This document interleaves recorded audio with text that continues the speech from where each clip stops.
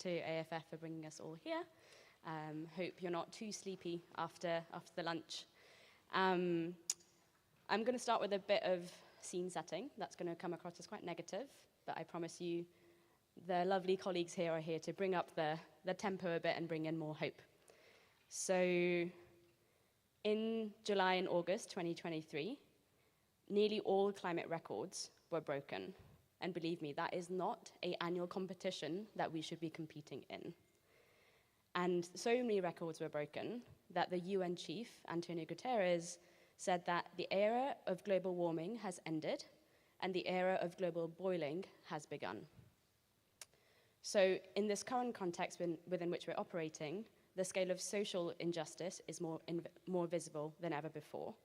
And so if you're working on improving education, gender equality, hunger, access to water, believe me, and I'm sorry to say this, but your job is going to get harder, and results are going to be more and more difficult to achieve if you do not also take on these social issues through the lens of climate change and climate justice, more importantly. The current policies and practices and frameworks that we have on a global scale could take us up to 4.1 degrees of warming. Look up 4.1 degrees of warming.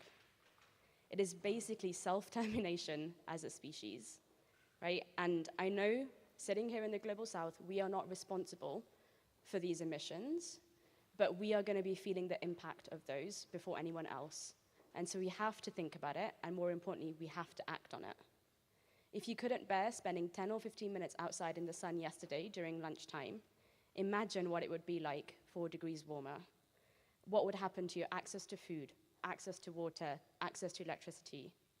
And imagine what it would do to those that don't have the privilege that we do sitting here in an air-conditioned room in a lovely university. So it is in this context of transformations and kind of structural issues that we're kind of seeing in the world around us that we have to think radically different about the future. Climate change is here, and it is now. It is affecting our citizens, our food systems, our deserts, our forests, our oceans, here and now, and we cannot afford to take another 10, 20, 30 years to act. It's going to be a great transition, and one that we radically, desperately need, and we're going to need to radically reimagine everything that we are used to achieve social justice and climate justice for our citizens in this region and across the world. The great thing is that philanthropy is in a unique position to address this, right? It can operate to the idea of good and the idea of planetary boundaries that scientists have been talking about for decades, but we don't have the politics about it. We're not able to construct the politics around it. But I realize as either practitioners in the space or funders in this space, it's really hard to pivot on strategies immediately, right? You might want to start working on climate, but you don't know where to start, or you don't know how to do it. And so you're in luck today, because we've got a wonderful bunch of panelists here that work both for kind of intermediaries, for funders, for grassroots organizations that are working and thinking about climate in their work. They're going to be sharing their experiences and ideas on how philanthropic and nonprofit sectors can make more meaningful contributions to addressing the climate change, as well as looking at sustainable development as a whole. I'm not going to do big intros because you all have the app. You can look at profiles. And that's not because I don't value their experiences, but we just got an hour together. So I want to get into the details and also leave a lot of room for questions, because if anyone was in the session here before lunch, we got lots of juicy things out of the questions.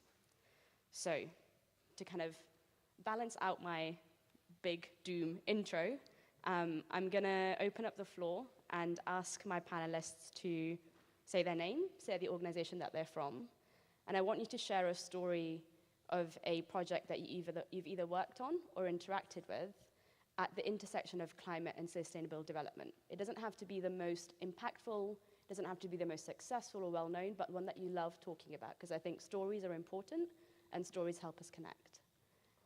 I will start with Ben, who, by the way, is going to be leaving us a little bit early because he's got another engagement, but he's happy to be contacted out of this space if anyone has further questions, but just wanted to make it less awkward for you when you leave. But over to you. Now, hi everyone, my name is Benjamin Basmaji and I work at the UNDP Regional Hub for Arab States as a regional climate specialist, and what a great segue to start from that. I'll try to be more positive, and something that I love talking about is a global project which is called the Climate Promise Initiative, where we basically work in 120 countries to enhance the Paris Agreement and commitments towards SDGs. So basically, we know that climate change brings multiple risks and is often considered as a threat multiplier. But on the flip side, what we also see is that climate-oriented solutions can also bring multiple benefits towards the SDGs. So basically what we do under this climate promise is to enhance the NDCs, SDGs, and commitments towards Paris Agreement. So why do I love talking about it? And I can put that in 4 bullet points. One is basically that it is extremely inclusive. And as we highlighted, we need a great transition, but not just great, we also need a just transition, which is inclusive, brings in community representatives, displaced women, youth, all who can share experiences towards the NDCs and SDGs. And then also, as you all know, the Arab states contains of diverse countries. And so basically what this climate promise does is that it creates an opportunity, considering that we're represented in 120 countries, to also bring lessons learned from other countries that can influence good policy and strategies in terms of adaptation, mitigation, and transition as well. And then something that was highlighted in the previous session was the importance of finance. And so what we do, and I mean, I could talk on and on about this, but what we do there is basically to work very closely with humanitarian sectors, but also private sector, because like we all know that governments have limited capacity and financial resources to support climate action, just them. So we need private sector buy-in, and so basically what this does is that it creates an engagement with private sector to also help finance mitigation and adaptation in the Arab states. That's it. Thank you, Ben. I'm going to do a round robin, a popcorn. So whoever wants to go next can pick up a mic and share their little love story about climate and sustainable development.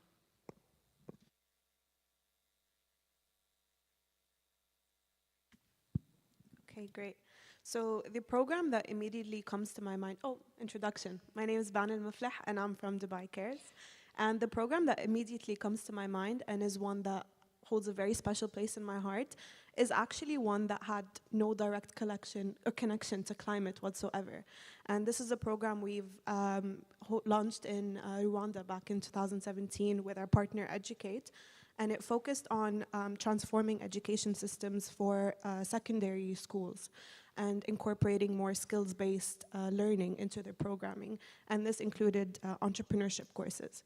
And part of the entrepreneurship course was a program activity was for students to host a student fair where they showcased all of the different business ventures that they had, progressed and produced throughout their coursework. And a specific group of students showcased their own business venture to producing and selling natural pesticides to target the changing agricultural landscape within their own communities. And I want to say the reason why I loved speaking about this program and I speak about it so passionately is because, number one, it showcases very innovative youth-led solutions to real problems that are facing their own communities. Secondly, it shows us that there's always been some sort of connection between climate and education. And thirdly, it left me really hopeful about the different youth-led solutions that can be born out of this connection between climate and education.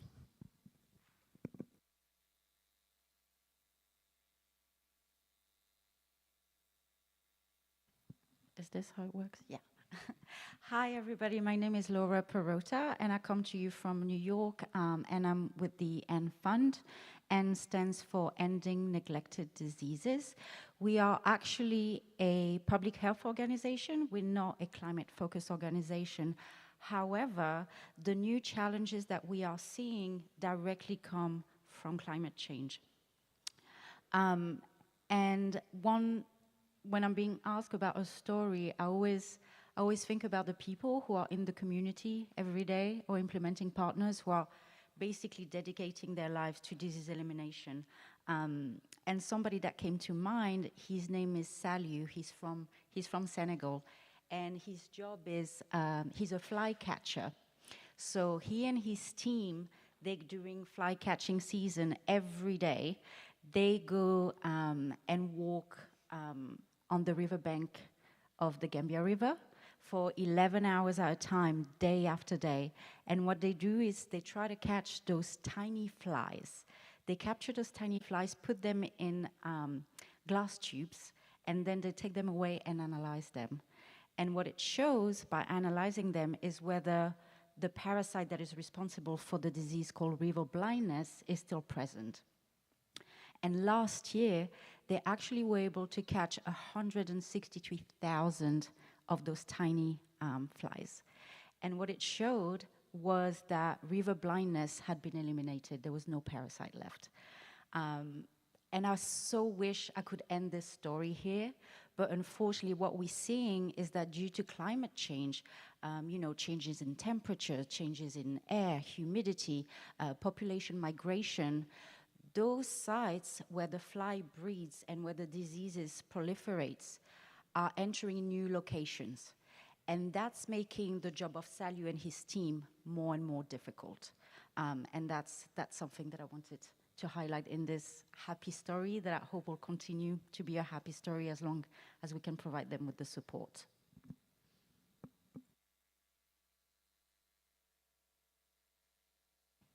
I can go.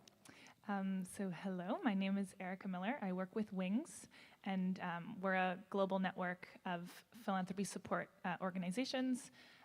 So a network of networks, if you will, and we have about 200 PSOs across the globe in 58 countries. So my story is about a foundation, and this is the Lord Mayor Charitables Foundation in Melbourne, Australia. And they've had a long-standing mission to serve their local communities. And recently it has become increasingly clear for them that they cannot serve their local communities without acknowledging that the local climate in Melbourne is heating up to rates that are really not sustainable and causing increasing health issues. And so in realizing this, they didn't really know how to start. They're not a climate foundation. And so they turned towards one of their networks. They turned towards the Australian Environment Grantmakers Network, of which they were a member. And they said, where can we start? How can you support us? Knowing that networks are there to support them. And they actually attended the Australian Network's delegation to COP21 in Paris, where they got to meet people from all walks of life that work in communities through foundations, but also CSOs and CBOs.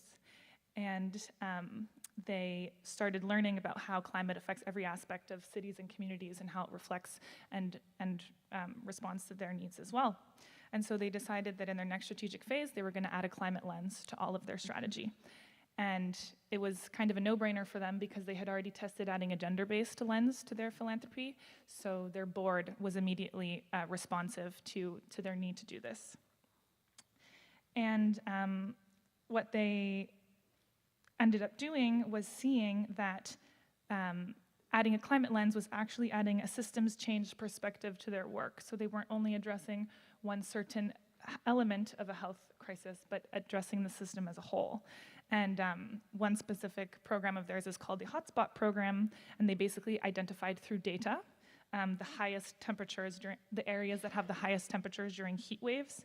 And they started to support collaboration between community health organizations, civil service organizations, local government, emergency services, and other key agents to really build climate resilience within the neighborhood at a pretty hyper-local level. So it's a great example of how a foundation played this role of connector and brought in a bunch of different actors within a hyper-local neighborhood level to take a systems change perspective, and how they used data, how they leveraged their board buy-in to be able to do these things. And of course, the network that kind of exposed them to the right spaces where they needed to be.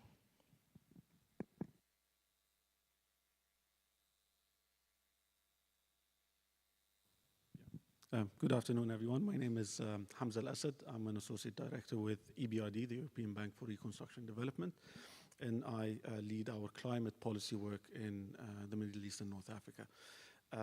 One project or program or initiative that is dear to my heart is NUAFI. Some of you might have heard of it. It's the Nexus for Water, Food and Energy. It was launched by Egypt at COP27 in Sharm el-Sheikh last year, and we have had the privilege to have been selected as the lead development partner supporting Egypt in the design and the implementation of this program. And the program is really about accelerating Egypt's just energy transition, it's there to really support Egypt achieve its heightened ambitions, which have been reflected in an updated NDC last June, where Egypt committed to 42% renewables by 2030 instead of by 2035. And the program is about decommissioning 5 gigawatts of inefficient fossil fuel assets, facilitating the rollout of 10 gigawatts of private renewable investments, roughly $10 billion of FDI, and all of this supported by a comprehensive network investment program to help absorb all the new renewable capacity. And this is funded by a package of climate finance, grants and concessional funding to go towards the grid upgrades, which the private sector wouldn't necessarily be interested in doing, grants to ensure that the social elements linked to taking operational assets offline are addressed, so basically the just transition, in addition to a number of other capacity building, technical policy, and implementation support measures. Some of the policy elements include supporting opening up of the private-to-private renewable markets or renewables auctions and so on. And some of the reasons why this is very dear to my heart is, one, it is an excellent example of a truly country-owned and country-led initiative. And we've seen what the power of strong ownership on the ground can make in terms of implementing the program and its success. And the other one is the partnerships. We have had a very, very diverse set of partners and stakeholders in the design and today in the implementation of this initiative, including philanthropies. And we hope that we can continue to not only successfully implement the program, but further expand it. And the last point is that this has so far proven to be a very scalable and initiative that can be replicated elsewhere. So we have high hopes of taking this successful example elsewhere. Hi everyone, this is Osama Al-Hanaki from the King Khalid Foundation. I work with the foundation on advocacy, campaigning, and policy design. And one approach that we take into sustainable development is engaging the private sector. And because, as we all know, we cannot realize sustainable development without full buy-in and engagement from the private sector. So we started with a few projects. One of them is one of the longest standing projects at KKF, which is the King Khalid Sustainability Award. Our hypothesis or our theory of change is that we should, maybe businesses will not make sustainability their first choice, but if we hold them accountable by encouraging disclosure of non-financial climate-related data, non-financial nature-related disclosures, we would be able to equip shareholders, boards, employees, and consumers with the right information to make sure that the companies are held accountable to their climate performance. And once we push companies to publish their sustainability reports with indicators on their impact on climate and impact on society, we would be able to empower stakeholders to hold them accountable. Another way to assist businesses to do that is through the King Khalid Award, where we use it as a capacity building tool. We invite companies to apply, and then we would give them a scorecard of how are they impacting the environment, how are they contributing to climate change and climate solutions, what kind of social impact they're having on their communities. And we're not only looking at climate, we're looking at the full ESG performance, so environment, social, and governance. And then at the end of the year, we give awards to the best performing companies as a way to celebrate their ESG performance, but at the same time to showcase to other businesses the way to be sustainable and how it makes business sense to them. Another realization we reached is that it's so difficult for big companies to adopt sustainability when they are huge. So another global lesson is to start from the small and medium size enterprises and from startups. If they incorporate ESG and sustainability and climate action as part of their business DNA from the startup phase, they would be able to grow with sustainability at the core business. And we continue to believe that the private sector engagement on climate solutions, on sustainable development, as well as advocating policies from government to mandate disclosures, to mandate sustainability reporting, and to mandate sustainability standards will take us a long way. Thank you, everyone. You might be sitting in the audience being like, cool, why are you sharing these stories with me? Like, what's the point of this? What am I meant to learn from it? What I want to flag is that none of the organizations which the panelists represent are like climate first foundations, but actually they've all been able to bring out an example in different sectors, be it healthcare, be it more kind of bilateral international agreements, be it in fossil fuels, be it in education. Like, climate touches everything, and if you're waiting for that perfect solution, if you're waiting for that kind of golden ticket of, I'm not working on climate because I don't know where to start, or like I don't have that perfect answer, I don't know if it'll make a difference, like you're losing out on all these stories and all these impacts that the panelists have shared. So that was kind of the purpose, and I think stories are really powerful, and I think it gives you an example of just the variety of kind of work that we can do collectively to start making a dent on the climate crisis and other sustainable development goals. So now to get to the real Q&A between the panelists and myself. Ban, I'd love to come to you first, if that's okay. So Dubai Cares exists mainly kind of in the quality education for young people space. And in our conversations, you shared that climate smart solutions have become quite key to the work that you do. Could you talk to us a little bit about how climate interacts with education and why you decided to apply a climate lens to your work? Yeah, absolutely. Thank you so much for the question. Well, as we all know, in the past years have shown really turbulent times in terms of emerging climate crises and natural disasters around the world. And what we're seeing is that with each devastating climate crisis or natural disaster that we have, we're seeing higher and higher rates of school dropouts as well as prolonged periods of school closures. And it's becoming more and more apparent with each crisis that current education systems globally are just not equipped with the adequate tools and the capacity to quickly adapt and be more resilient towards those climate changes, which obviously in turn makes children that are learning more vulnerable to prolonged school closures and disrupted education. As per the World Economic Forum, the world climate crisis disrupts the education of almost 40 million children annually. And this is mainly from low and middle income countries. And as we all know, as we typically see, it's usually the most marginalized populations within those countries that bear the worst brunt and are worse off. This often includes populations of girls, of refugees, internally displaced peoples, people with disabilities, and indigenous populations. So you're talking about a large majority of the population in any given country. And undoubtedly, there's a very clear interconnectedness between climate and education, and the climate crisis is in turn an education crisis. We're seeing a never-ending cycle that we eventually need to break, because a future generation of students that have disrupted education will lead to detrimental multiplying effects in the long run for the community itself and for the economy in general.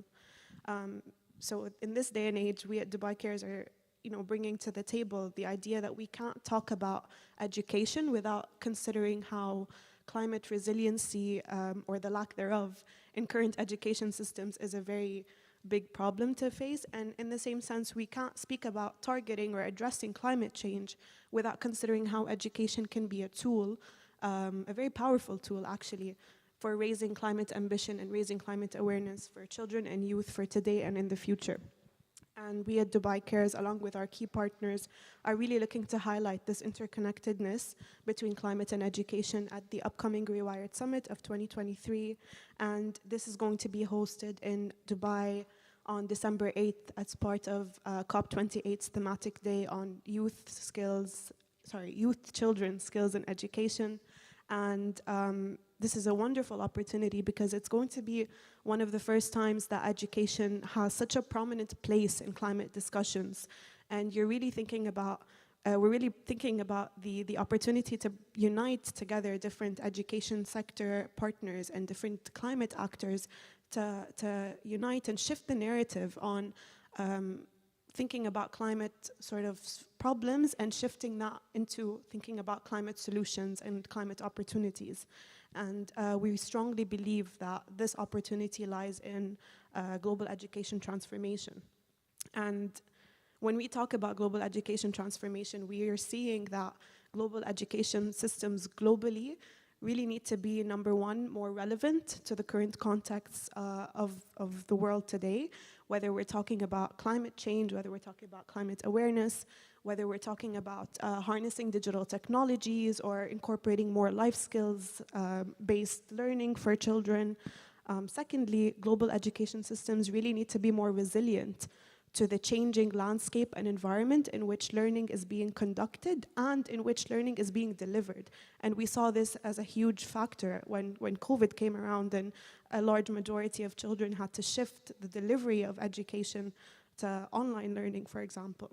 And thirdly, and most importantly, of course, global education systems need to be more inclusive, need to be more equitable, and in general need to be more efficient and do the job that they're meant to do.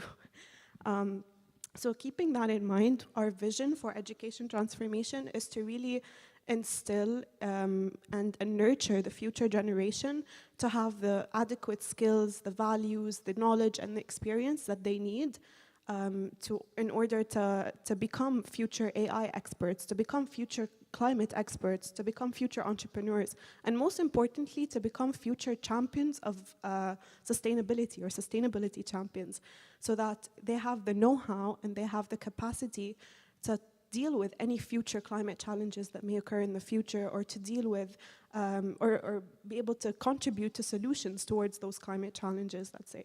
So the summit, or the upcoming Rewired Summit of 2023, will bring together key partners and showcase them on a platform for them to showcase the different education transformation solutions that they have been working on. Because just as we've mentioned, those solutions have been existing in the space for a while. We just need a place to highlight them.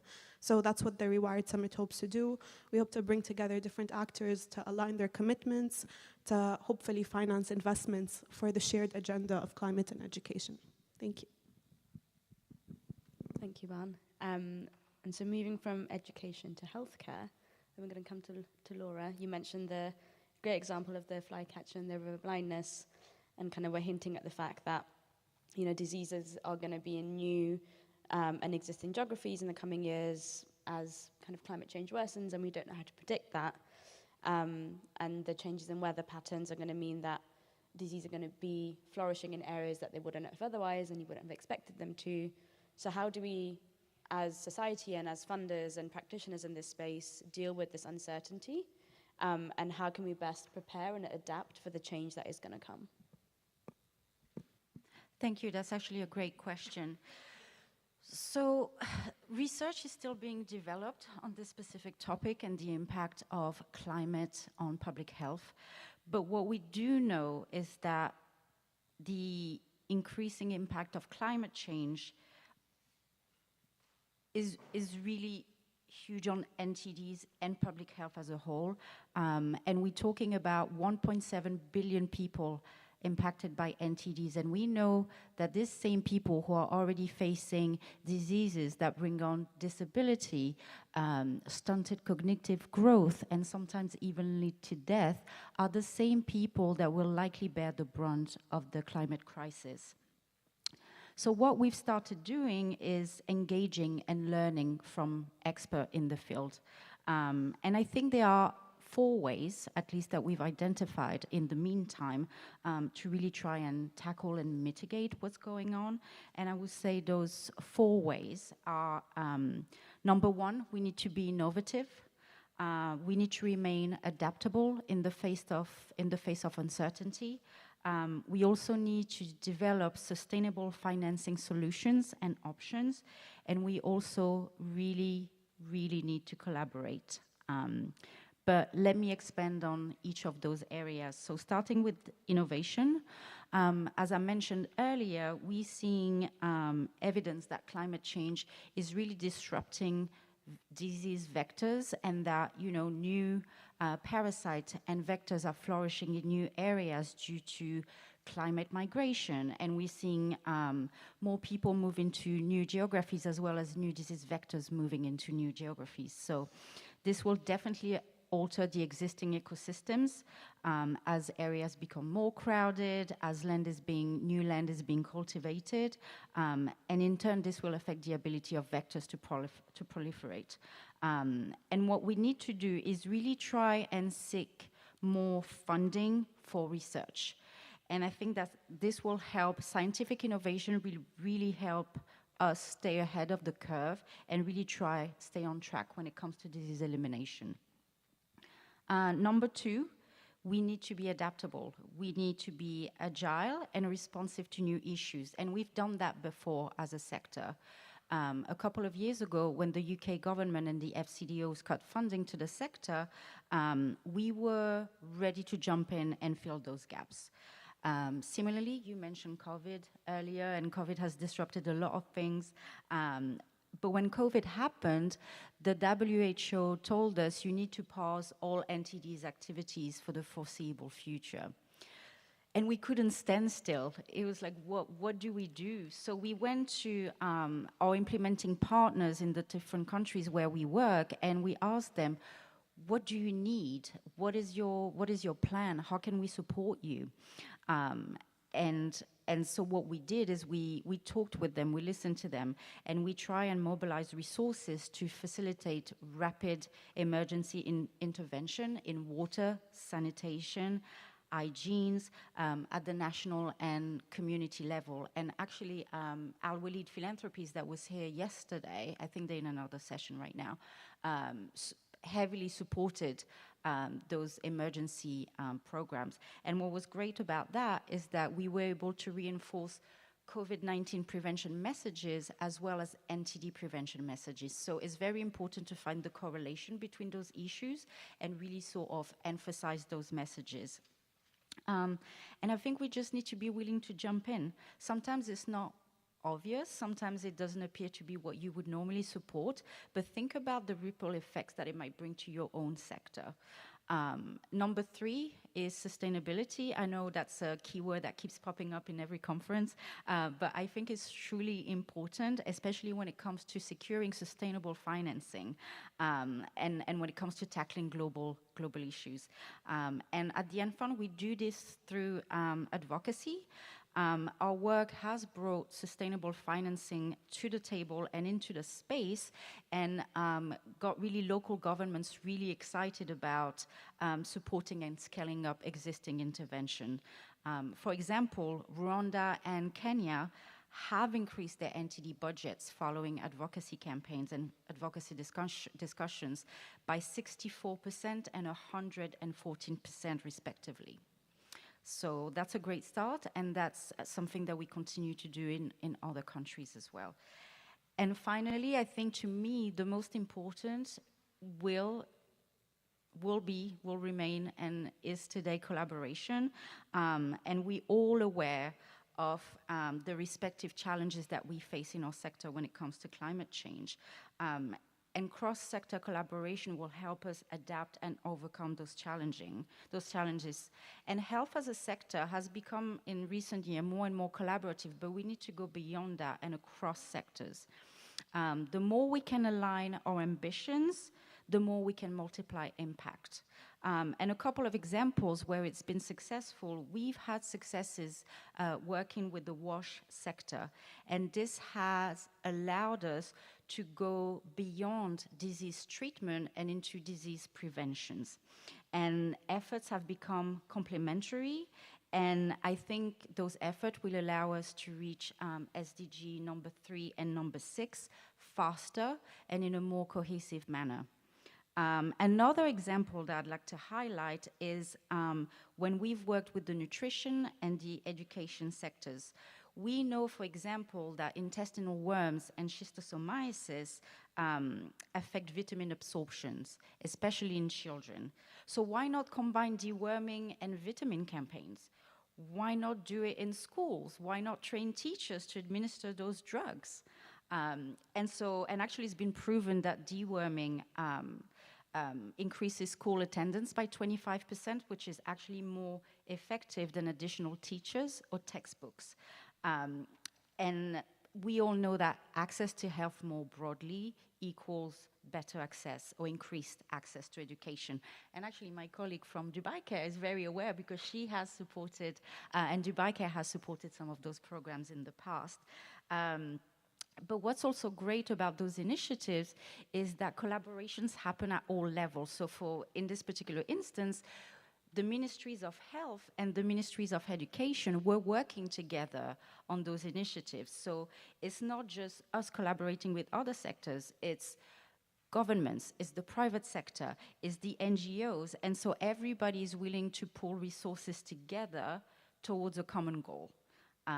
And so, sorry, I've been talking a while. But basically, the big takeaway is that to tackle something this big, we cannot do it in silo or in isolation. And something that we find, actually, is that funders come to us more and more and say, okay, this is what you do, but what else can you do? How is your project going to impact other areas? So I think it's really important that we start looking beyond single outputs and more holistic outcomes.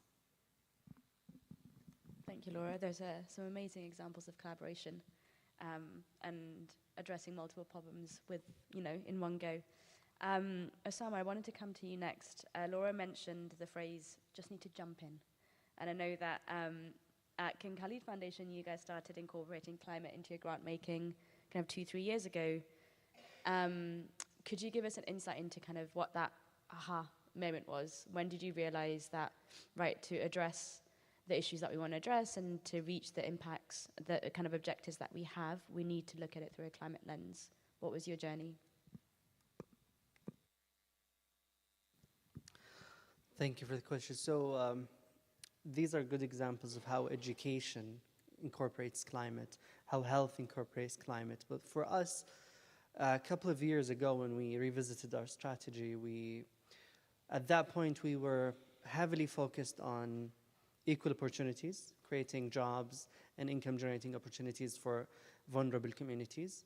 And we were heavily focused on investing in nonprofits and building the NGO sector.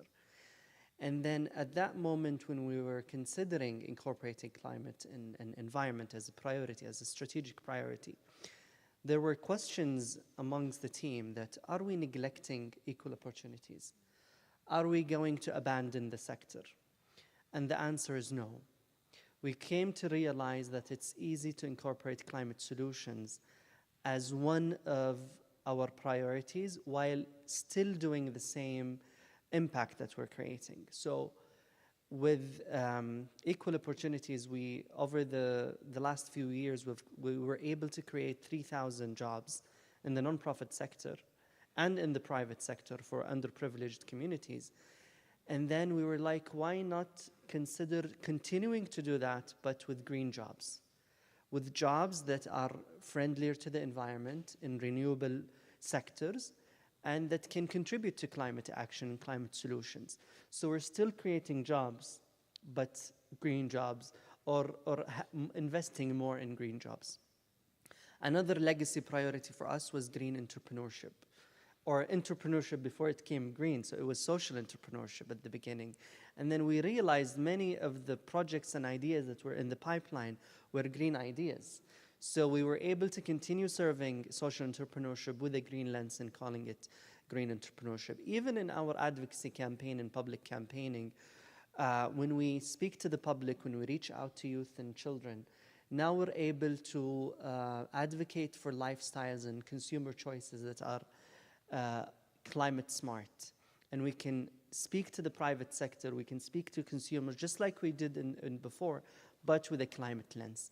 And finally, with the private sector, we did a materiality assessment, and we're like, which industry in the private sector has the biggest impact on climate and environment? And we came to realize that it's the construction and development industry. Saudi Arabia is a booming economy. We have a lot of construction, but also construction waste inland and in water is a big environmental hazard.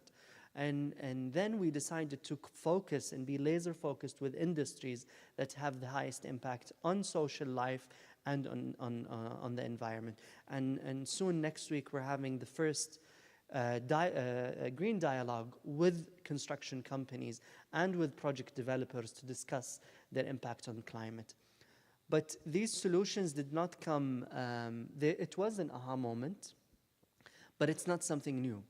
We've long been talking about sustainability in the private sector, and when we went back to our culture and to our roots, for example, the King Khalid himself is the person we inspire our values from. His way of living was very green. His generation of people living in Saudi Arabia, they didn't experience the oil boom throughout their lives. There was a time when Saudi Arabia was a rural economy with very few resources, and their consumption was very minimal. The way they lived, nothing was disposable back then. Everything was smart, and we had instilled within our culture and our way of living climate action, climate solutions, and it wasn't something foreign to our way of living. So we came back, we went back to our culture, we went back to our namesake, and we tried to find these inspirations, and we came back to our current projects and legacy priorities, and we incorporated climate solutions. At the end of the day, we're still working on what we've been doing. We're still true to our legacy and our namesake and his values, and we're still connected to our cultures and our values as society, but at the same time, we're being a global citizen and contributing climate solutions. Thank you, Sama. I love that framing around bringing it back to values, and this isn't about, big numbers and impacts and who's done what, but it's actually what kind of citizens do we want to be, and that's a really powerful message. Thank you. Benjamin, I'll come to you next. You've heard lots of kind of messages around collaboration, and that we need to take an integrated approach to addressing kind of the multiple injustices that we're facing. How do we collaborate in a way that is centered in elements of justice and equal representation, especially kind of in the work that you do? It's so global. How do you make sure that the local voices and community voices are heard in the processes that you run? Thank you so much. I would firstly like to thank the colleagues who are sitting here at the panel for highlighting the important solutions. So as we all know, the solutions are already there. It just comes to us as we just need to implement them and collaborate. We can't work in silos anymore. And so by now, and I've highlighted it before as well, is that climate impacts makes our physical habitat less secure. It is not necessarily new, but basically the impacts that it's contributing with is more amplified, more intense, and more frequent. Climate, as I highlighted before, works as a threat multiplier. It is not necessarily to say that climate change is the solely reason why we have conflict sometimes or tensions, but rather when it interacts with other pressures such as social inequalities or economic growth is basically when the conditions worsen. An example that was highlighted was basically the water scarcity issue. In the Arab states, what we see is that over 80% of the countries highlight the importance of working around water scarcity, or water security rather, in order to tackle climate change and contribute to multiple SDGs. We know that water scarcity brings health risks.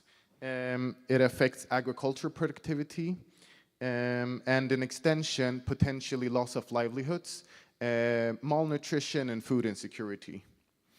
And on the flip side, and as I highlighted before, we also have climate-oriented solutions that could bring multiple benefits towards the SDGs. UNDP, where I work, can't do this alone. We need to bring the voices of the local communities, as you highlighted.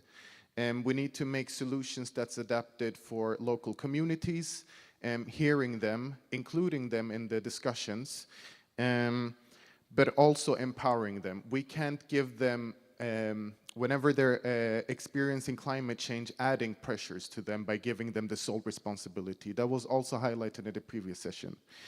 But as an example, energy, as you all know, is not just about the technology.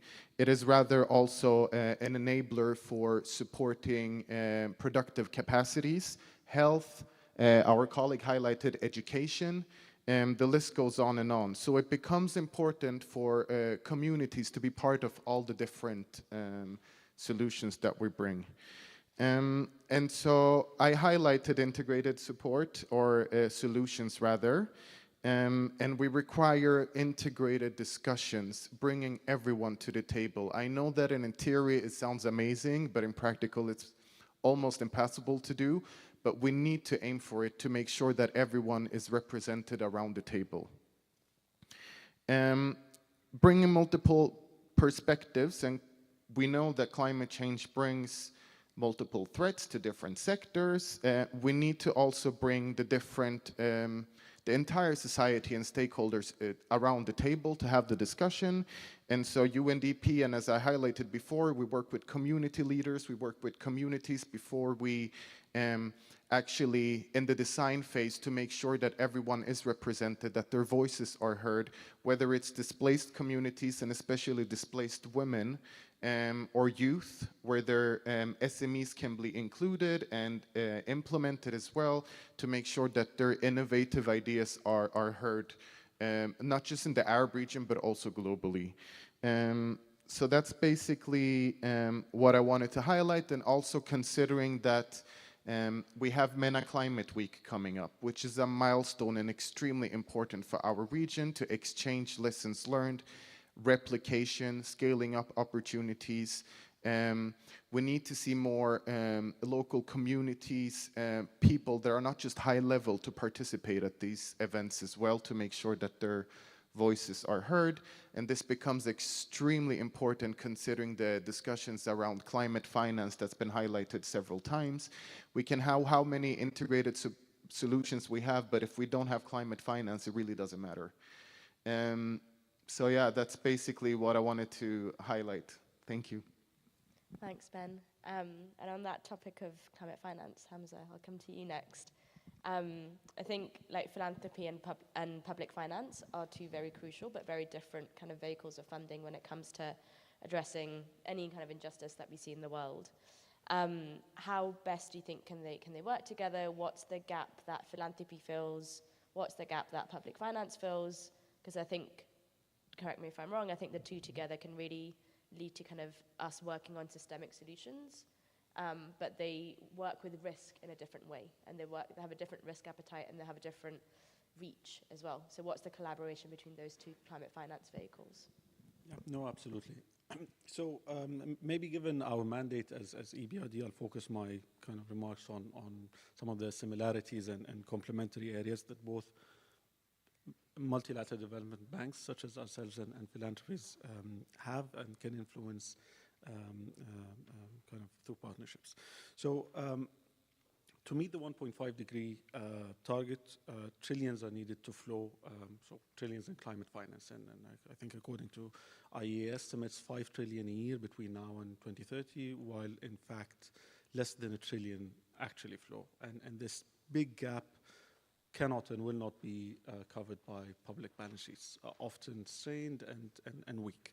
And this is where we expect the private sector to step in, as the bulk of the funding would come from them. And the question here is, what can we as MDBs or philanthropies do to encourage private sector to take more risk and do more climate investing?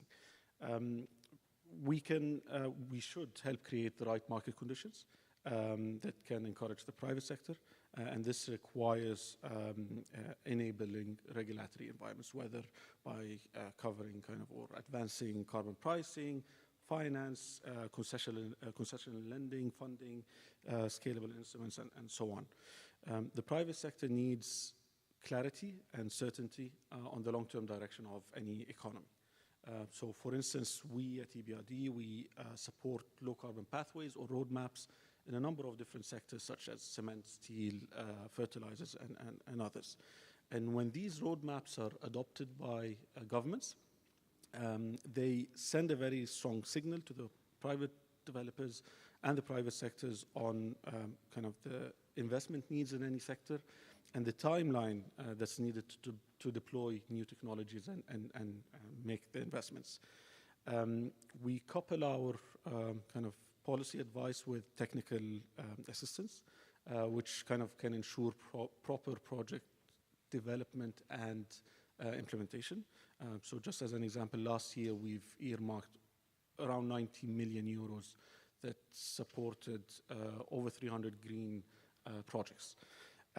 So the above, in addition to finance at scale, are very, very important to help create the right environments and accelerate the green transition. And this is where the partnership can yield impactful results. So philanthropic partnerships have the opportunity to unlock billions of private and MDB finance. It can set a precedent for a successful energy transition template that can be scaled, can be replicated, and it can multiply systemic transition impact through a coordinated multi-donor platform that can bridge investments, technical assistance, and policy engagements. If we are serious about tackling the climate crisis, I think philanthropists should have a central role in remaking the global economic system for a carbon neutral future. Philanthropies are unique in that they have the flexibility to choose the place, the moment, and the means to intervene. And many essential solutions, strategies, and technologies exist, but the real challenge is getting them adopted by the markets and societies and states and so on. And this is where climate philanthropies can also help. Mobilizing catalytic funding from philanthropic organizations. To do so, more focus on a development of multi-stakeholder partnerships is needed, whereby philanthropies and the funding, their expertise, and the mandates can complement and scale up public financing. This includes more opportunities for co-creation of initiatives and more scalable models whereby the role of philanthropy can be more carefully considered even in the design phase. So the philanthropic finance can take on more risk, is more innovative, can work with more flexibility, scale up the traditional institutional finance. And this can give a lot of confidence to decision makers to increase their ambitions and their climate commitments. So recognizing all of this, we as EBRD, we aim to obviously establish multi-stakeholder and bilateral financial and in-kind partnerships with philanthropies for grant, concession financing, capacity building, policy reform, not only on green, but also on digital and inclusive investments across our regions of operation. So we as EBRD and many of the MDBs are moving away from a project-by-project approach. We're increasingly going towards a kind of country platform, country level transition that can really have impact at scale. The Nexus I mentioned earlier is an example of a country-led, country-level initiative that can deliver impact at scale. It's holistic, it's multi-stakeholder approach, and inclusiveness to a greener transition can be replicated elsewhere and help unlocking more and more private capital to address the climate problem. So just want to say that we stand ready to obviously support our clients and the governments and the countries we work in, and look forward to kind of deepening our partnerships with the philanthropic world. Thank you, Hamza. And just hearing kind of how catalytic philanthropic funding can be for unlocking that private and public finance. Globally, only 2% of global philanthropy goes towards climate, and that's just the mitigation figure. We actually don't have adaptation figures because that's really hard to track. And a minute percentage of that 2% goes towards the global south, the MENA region and other places. And so given that we've heard that taking a climate lens is really important in addressing SDGs, Erica, I'd love to come to you as a wrap-up before we open the floor to, what advice would you give to funders who are looking to engage in climate philanthropy, and how can someone get started, considering that it can be so catalytic and there's so little of it around in the world? Thank you. I would just add to, I think it's important to add that adding a climate lens is not only imperative to reaching all of the SDGs, but it's imperative to ensuring the existence of our sector as well as our species. So it's crucial. And so and I'll just give quickly so we can turn to the questions, kind of what we do at Wings, what we can offer as a practical solution. And so understanding this imperative need to act, we've built out the Philanthropy for Climate movement, which is a global movement that was actually co-created by 40 philanthropy experts from across the globe that provides a framework specifically targeted towards non-climate funders on how they can enter the space by recognizing the intersections between their work and climate.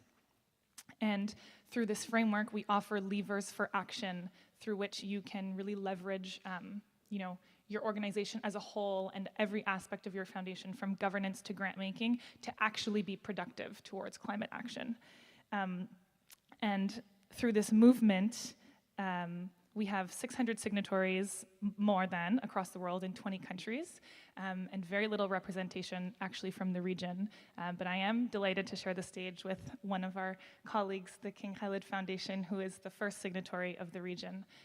And we really need to, I think the conversations over the past day and a half have really shown that bringing in the Arab perspective to this movement to add the knowledge that's created locally is very important. And we realize that for global climate action, we need this perspective to be able to share with the rest of the world, with the global south, the experiences locally and that creativity that the region is bringing to the issue, and how that can really help everyone else have more impact. So it's a global movement. It's connecting a bunch of different actors and stakeholders within philanthropy to really mobilize on climate, regardless of your size, your funding priorities, your structure. It doesn't matter what you look like as a philanthropic organization. It's really a space for you to get involved. And we work with our networks and our different partners to really support you in that journey. And I think to bring it to close and to bring it back to this, the dream conversation that we had yesterday, I think the dream of the movement far, far down the line is that climate philanthropy actually becomes obsolete, because we're no longer talking about climate or health or housing philanthropy. We're just talking about a deeply integrated philanthropy where climate is embedded within everything that we're talking about, and what we're working on is really addressing those root causes and those intersections. So my dream is that, as a climate philanthropy lover and proponent, my dream is that we actually don't have climate philanthropy in a little bit. So I'll leave you with that. Thank you, Erica. So I'm going to open up. I know we're on time, but I don't see Naila coming through the door, so I'm going to carry on until she does. I'd love to open up the floor for questions. You can give us advice of how to make ourselves obsolete and out of unemployed. That would be great as well. Yes, sir, go ahead. Okay. I have a few points. The first one is about how do you really come to scale? Obviously there are lots of climate solutions around, floating around, but when you look at numbers, at least in the last 5 years, they're not working.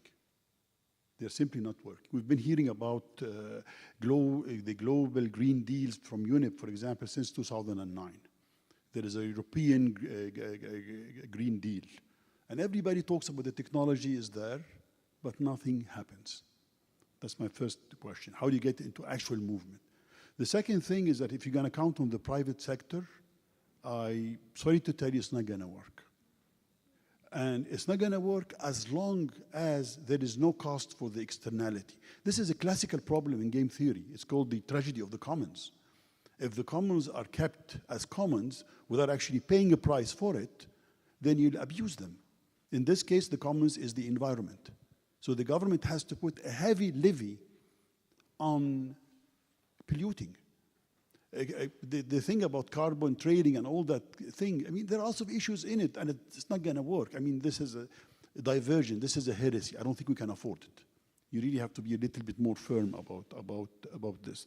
Now, when you talk about the private sector, interestingly enough, most banks, for example, they will publish a nice report, and they tell you we are green.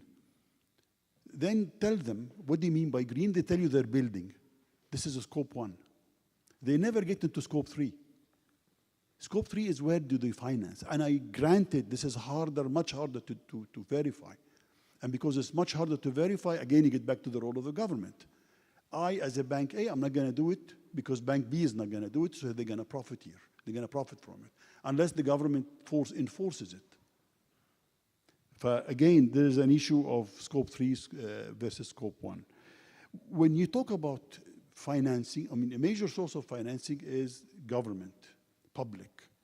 And we've seen it. In COP21 in Paris, there was commitments in paying certain funds that has never been paid since whatever. It's almost more than 10 years. In COP27, one of the greatest achievements they were saying is that there is a fund for just transition. They never told you how much money is going to be in, how much is going to be paid. If you ask me frankly, just as an observer, the COPs are becoming like the WEFs. They are a charade of the elitist. It's a farce.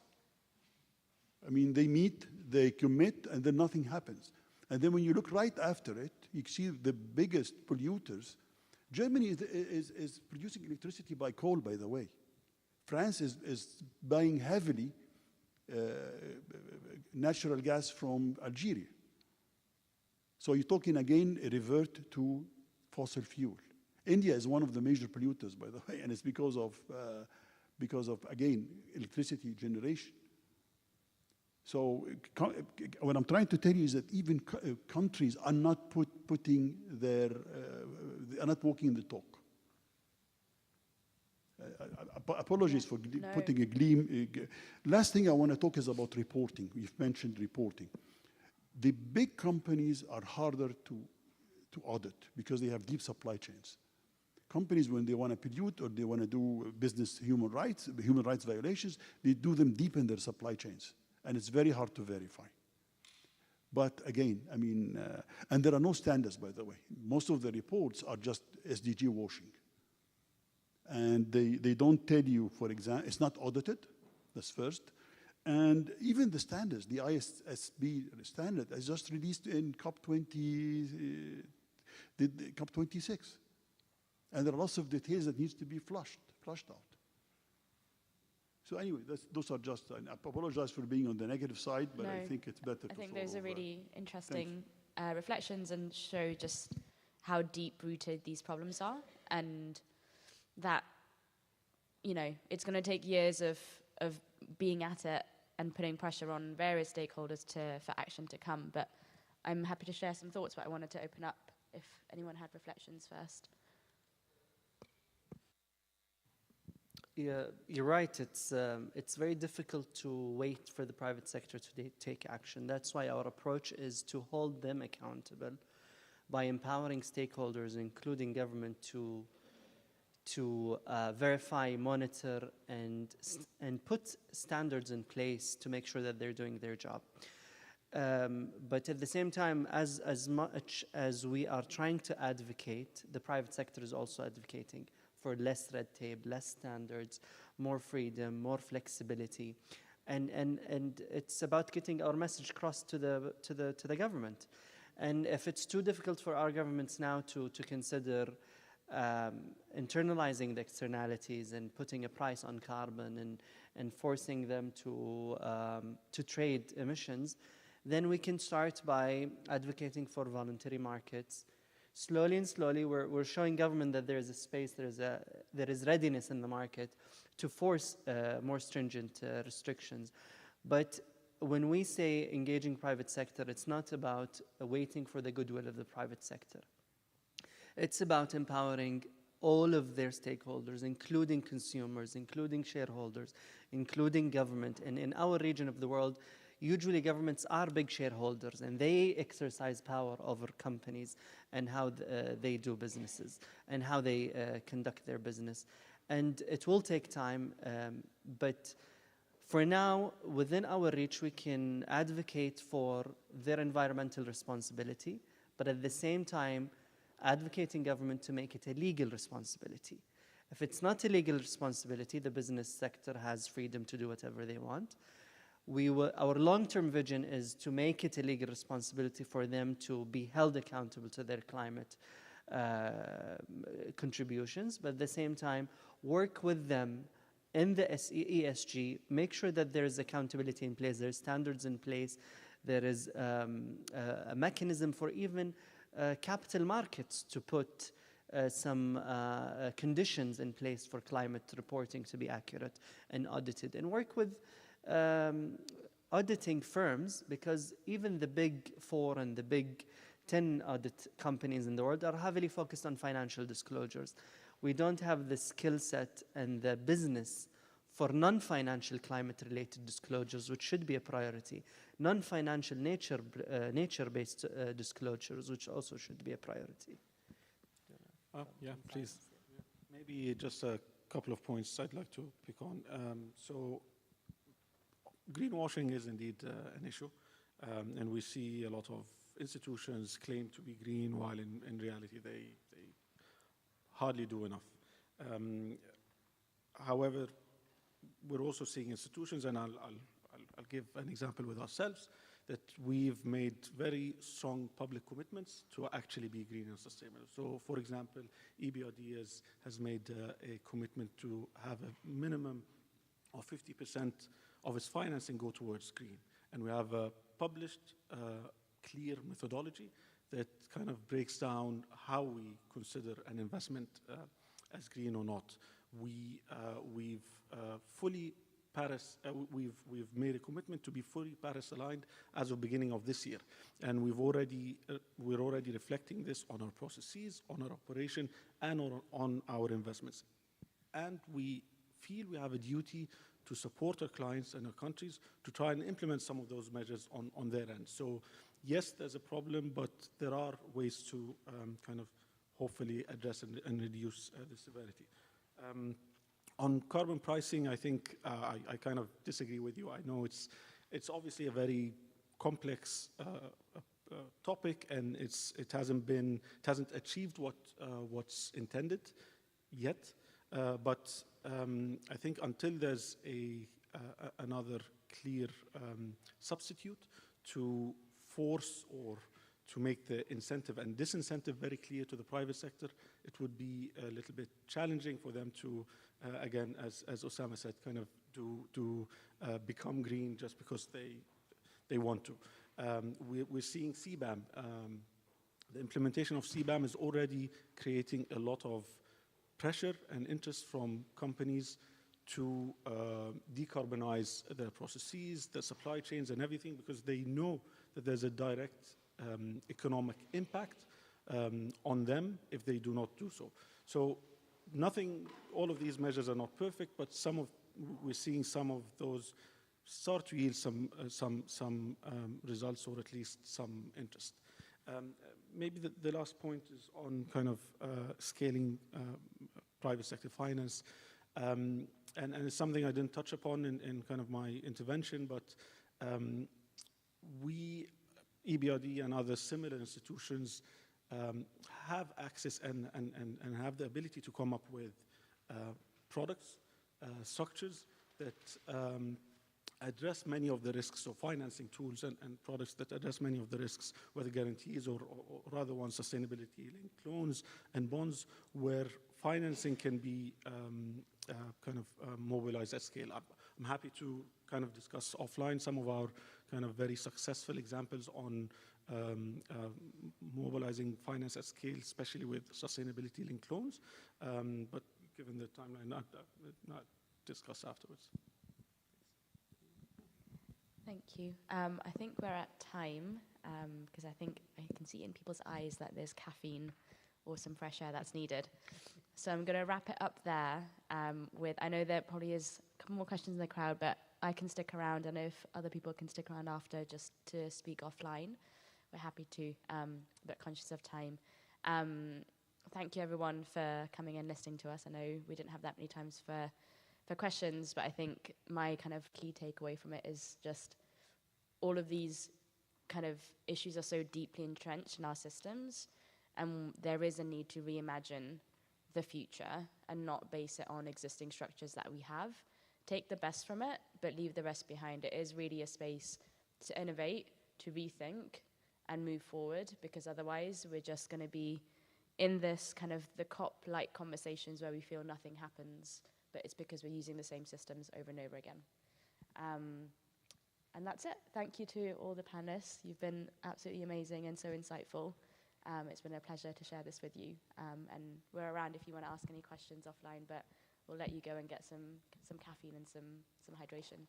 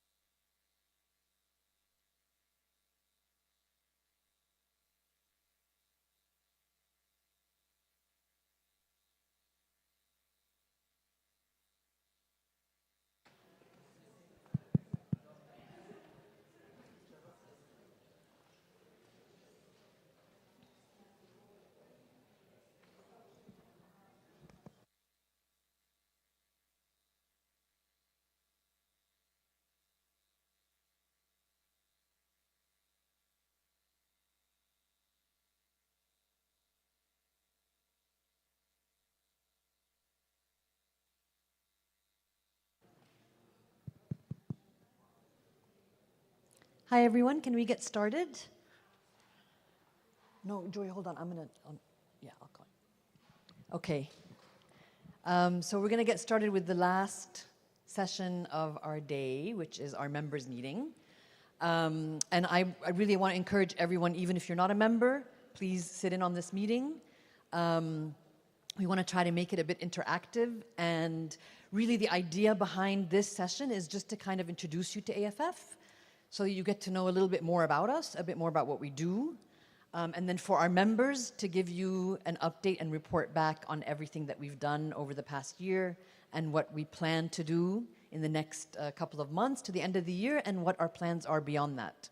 So we're going to keep our presentation really kind of short, because pretty much everything we've done you can see on our website. We don't want to walk you through a whole laborious process. What we really want to do is give you the highlights of everything that we've done and what our plans are and what we're thinking and why we think the way that we think. And then we want to open it up and have you ask us questions. And then the very last, kind of 10 minutes of this, we're going to ask Joy to come up here and just give us a quick recap of everything, and then walk around amongst you and ask you to give us your reflections and what you'd like to see us do and what you'd like to see more of, and what you'd like to see less of. So I'll get us started. And we'll try to stick as much as possible to this sort of breakdown of the time, but I really want it to be an informal, conversational kind of session, so that it's not too formal. So, a very quick overview and outcomes. We had a lot of milestones in this last year, and they're noteworthy because many of you who've been part of this network for a long time will know and have kind of followed our journey to the new iteration of AFF, which is a much broader network than it's ever been in the past. We've had a lot of struggles. We've gone through a lot of challenges over the last couple of years. We took our registration out of the region and moved it to the US. So we're a registered nonprofit, a 501c3 nonprofit in the US. We still remain regional. We still remain based in the region. All of our work is in the region. Nothing's changed in terms of our activity and interactivity with our membership.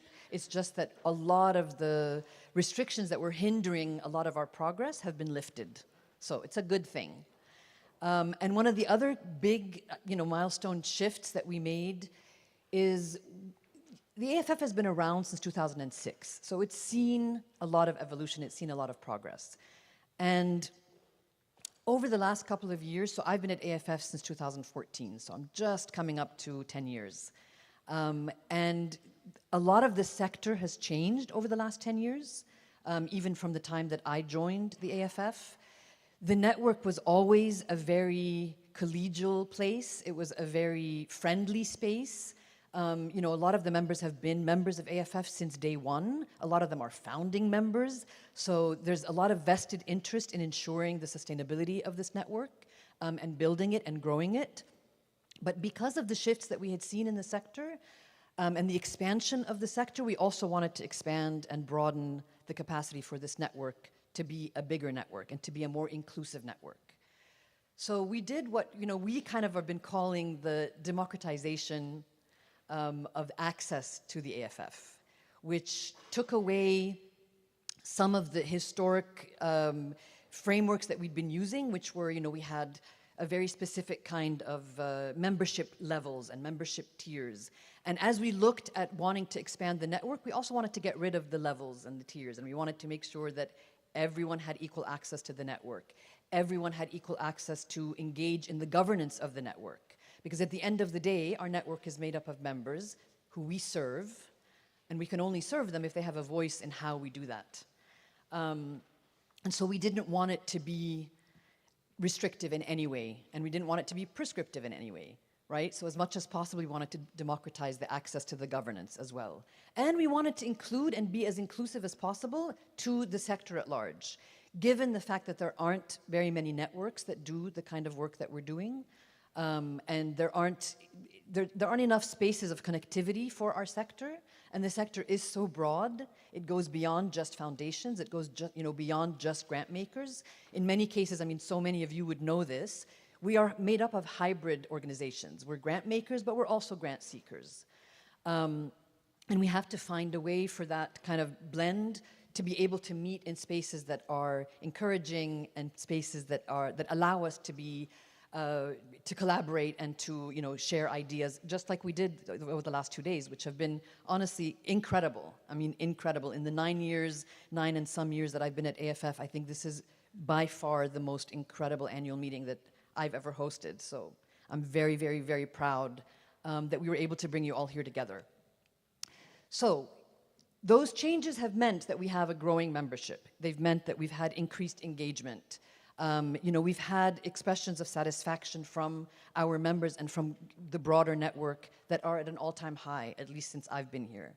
And overall, there's really just this renewed sense of energy and vigor and excitement, which is something that makes us just happy, happy to be here and happy to do this every day. We've expanded the delivery of our capacity development. We've been working with partners, and we've been saying this from day one, is that really the plan has always been to be able to bring capacity development modules to our members and to the network that you're not going to get anywhere else. The point wasn't for us just to keep, delivering these cookie-cutter capacity development that you could get in other places. We wanted to make sure the content is tailored. It's tailored to our context. It's tailored to our region, but is also taking from the best practices that we've seen from around the world. So that's been a really big commitment of ours.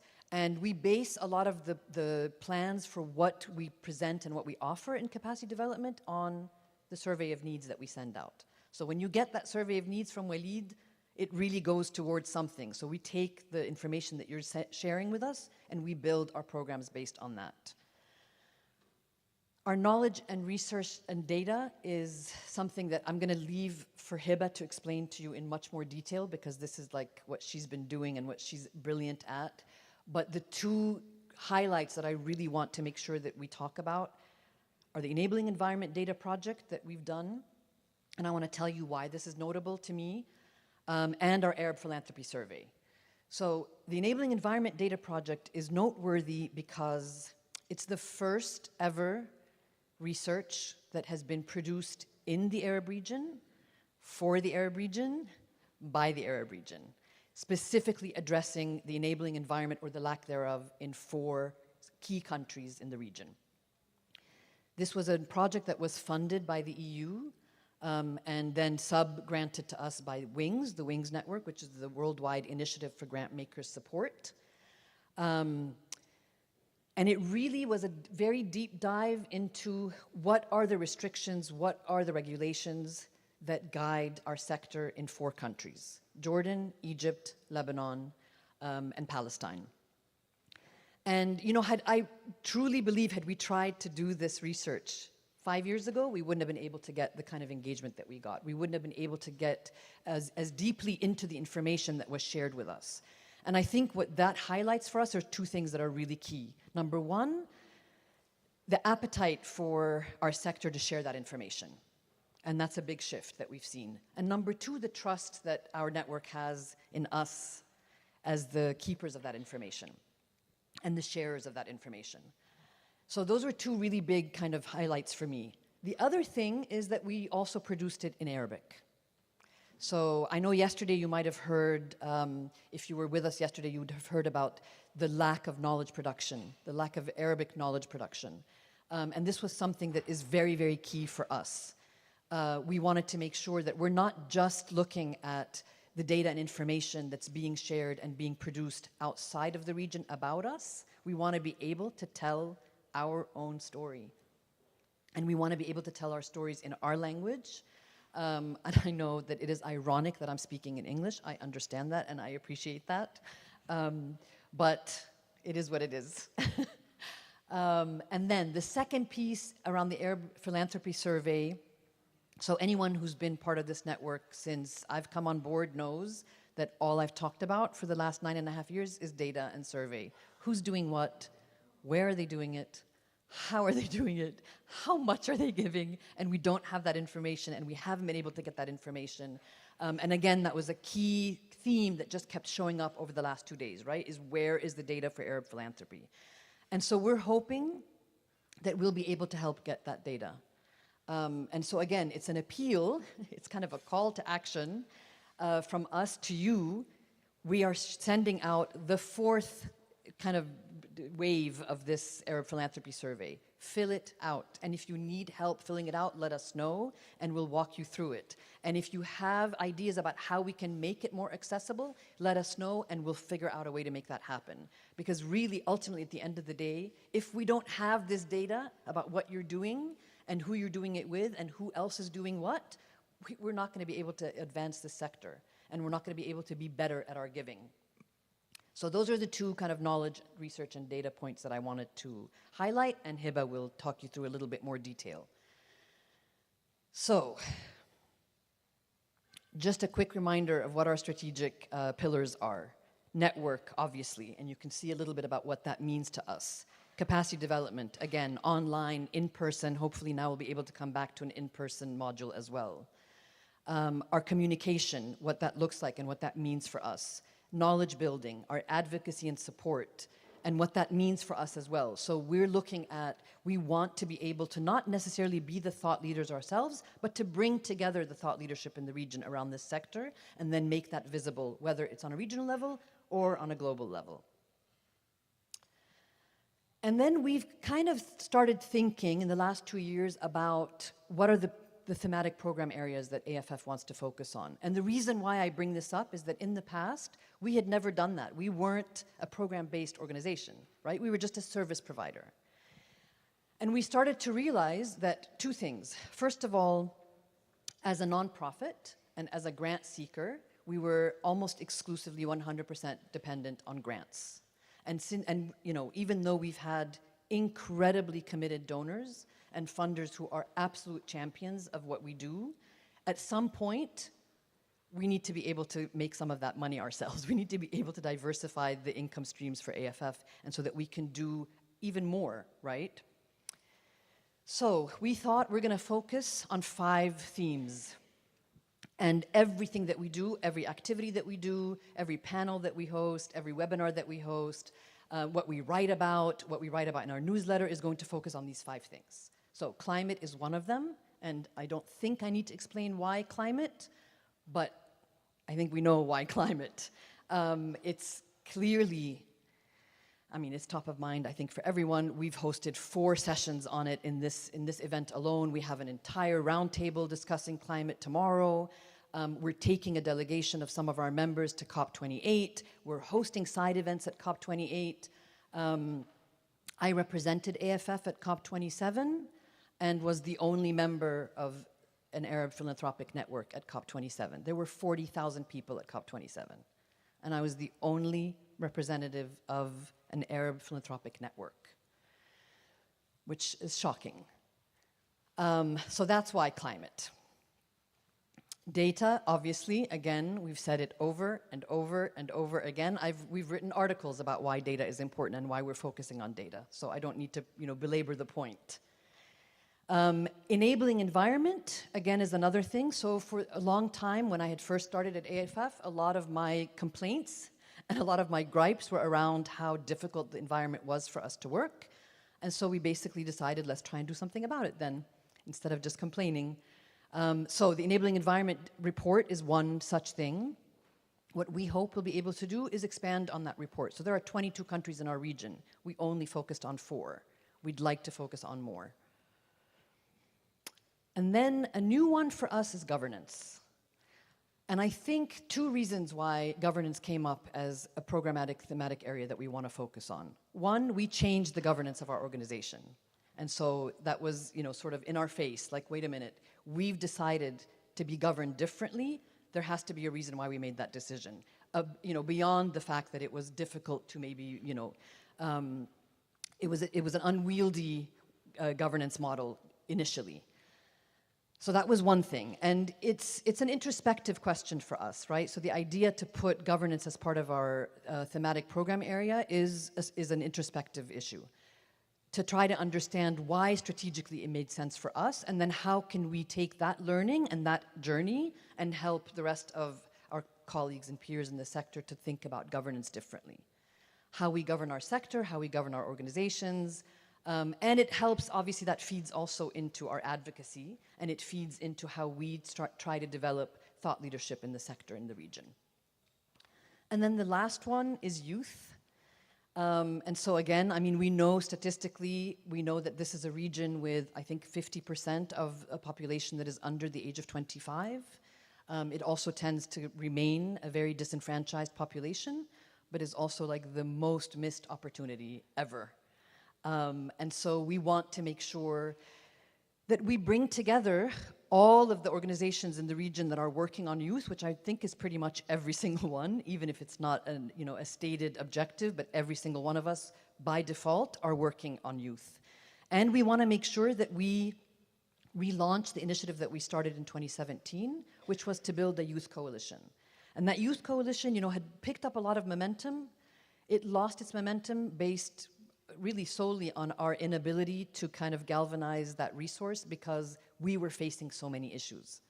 And I'll be very honest with you, the Youth Coalition is one of the reasons, and it was one of the factors that served as an impetus for us to take our registration outside of the region, so that we could actually get back to doing our work and not just spend 80% of my time fighting restrictions and regulations that were impeding our progress.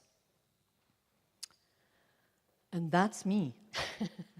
So I'm going to ask Walid to come up and give you a little bit on the membership and the network.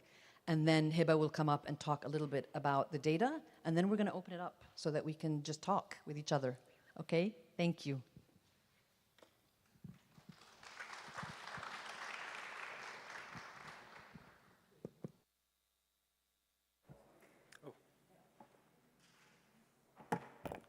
I'll try to see if this is working. Yeah. So once again, good afternoon, everyone. I just have to start by saying it is so great to be amongst you, face-to-face, in person. Although I've told that to everyone yesterday and today when we met, it is just so different. And I really appreciate that all of you made the time to come to Cairo and be with us during this meeting. Thank you so much. I'm not going to take a lot of time. I'm just going to share with you a few points on what we did at the beginning of the year, our plans until the rest of the year. Just to start on memberships, our membership has grown to reach 38 members from 25 members at the end of last year. I think that number is going to be increasing by tomorrow because I woke up this morning to a couple of emails with requests to have 2 new members join our network. So I hope we finish the year with at least 45. We're going to be working on that. Anyone who's not a member of AFF, please, let's have a coffee after this meeting and discuss the membership. We have members from 12 countries. We have 4 supporting members. Thank you so much for supporting the operations of AFF. 25 organizational members and 9 individual members. Again, this reflects what Naila has been saying about democratization of the network and opening it for everyone to join, to share experiences and learn from each other. Survey of needs that Naila has been talking about. You know, you get those emails from me all the time. Please fill out the survey. We really need your input on this survey because that helps us shape the programs, our capacity development programs, our webinars, everything that we do, it's all based on your wants and needs during the year. Just on that, a few things to highlight. The top areas were monitoring and evaluation. We delivered a bit on that. Impact assessment, we delivered a bit on that, and we're going to be continuing to deliver on that till the end of this year and next year.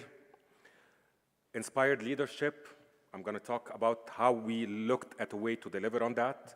Sustainable development goals, youth development that Naila talked about, and collaboration. Tomorrow, for example, we have a few workshops. One of them is on the sustainable development goals. Please attend it in the morning if you have the time, followed by a 4-hour workshop on collaboration and partnerships. So please attend that one if you can too.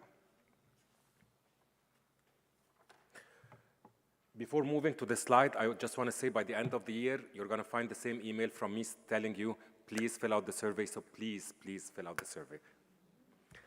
On the Sustainable Development Goals, as of last year, we started to measure what our members are working on in terms of the Sustainable Development Goals. What are they focusing on? Again, data is very important for us, and the data is important in that area for us to gather all this data, share it with you, so you can explore ways of collaboration with each other.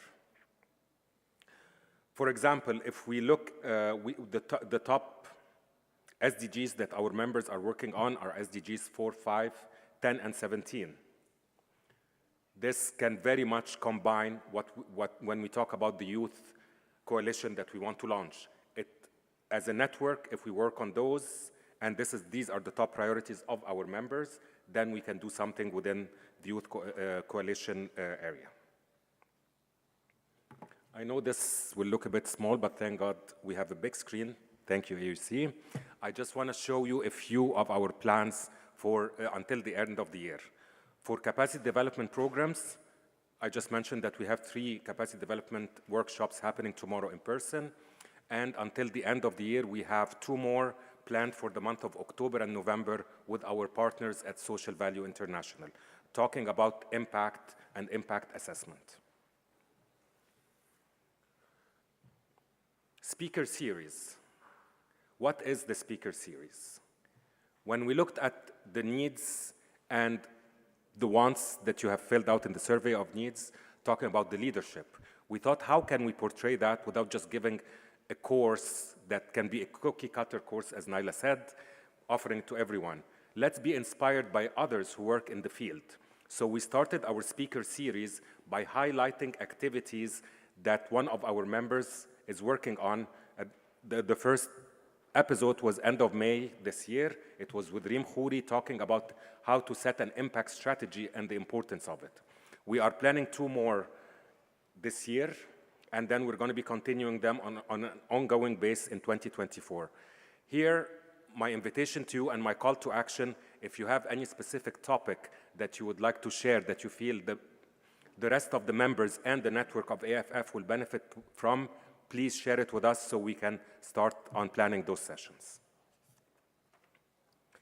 On climate. Again, climate is extremely important. Naila has explained the reasons. We're going to have the last slide in my presentation on climate and our planned activities.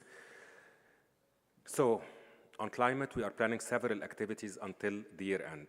If you have attended the climate session with us, our moderator, Aditi from Impatience Earth, we have partnered with them. We're going to be talking about that, and we are offering 4 online webinars talking about climate in the Arab region and the intersection of climate with other issue areas that are important to the region, like education, water scarcity, food security, health, etc. We're going to be conducting a few other activities around climate in preparation for COP28, where we're going to be present. We're going to be continuing with our panel discussions, online panel discussions on quarterly basis. The next panel discussion is planned in January 2024 during the first half with Dr. Noha Al-Mekkawi once again. This is a series that we are working on with Dr. Noha. And we're going to be continuing with our regular communications, like the newsletters, the emails that you get from us, updating our websites on regular basis, etc. What have we done since the beginning of this year? We have conducted 3 capacity development programs. They were held online during the first half of the year, 2 of them during the first quarter, and then the 3rd during the second quarter. The workshops were attended by a total of 42 participants, 42 organizations actually, and after every workshop that we do, after every webinar, anything that we do, we always send a survey so we can understand if that activity was satisfactory, was not satisfactory, how we can do better next time. And 100% of attendees said that the information provided was in line with their expectations and scope of work, while more than 70% rated the modules as very good, which means that we have a chance to improve more. 70%, we need to make them 90%. Let's start with 90. We have held a few online webinars this year. One of them was held in partnership with the International Medical Corps. AFF hosted a virtual panel to discuss the Arab philanthropic and civic sector response to the Syria-Turkey earthquakes. Guest speakers included Hand in Hand for Aid and Development and regional representation from International Medical Corps, from their Syria office and from their Turkey office, to really understand what's going on the ground and how the philanthropic sector can really organize itself to work in this humanitarian area when needed. And the session was attended by more than 40 participants. One comment that we have received through the survey that we do after every webinar was that I appreciate hearing the realities on the ground and also the spirit of hope and strength. And this is something that really stemmed from having those conversations from the people who really work on the ground in Syria and in Turkey. Another webinar we held during the month of July was the localization of development. This panel really discussed the relationship between the funder and the local civil society. And we had guest speakers from the Asfari Foundation, Mona is with us today, the OECD Center on Philanthropy, En-Route Development, and Swiss Contact.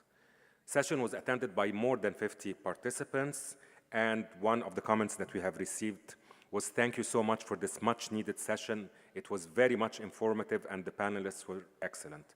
So thank you. As Naila mentioned in her presentation earlier, that we work a lot with our partners, and we establish certain kind of partnerships in order to give more of benefits to our members. One of the new partnerships that we have established this year was the partnership with Impatience Earth. The aim of this partnership is to deliver climate-focused content.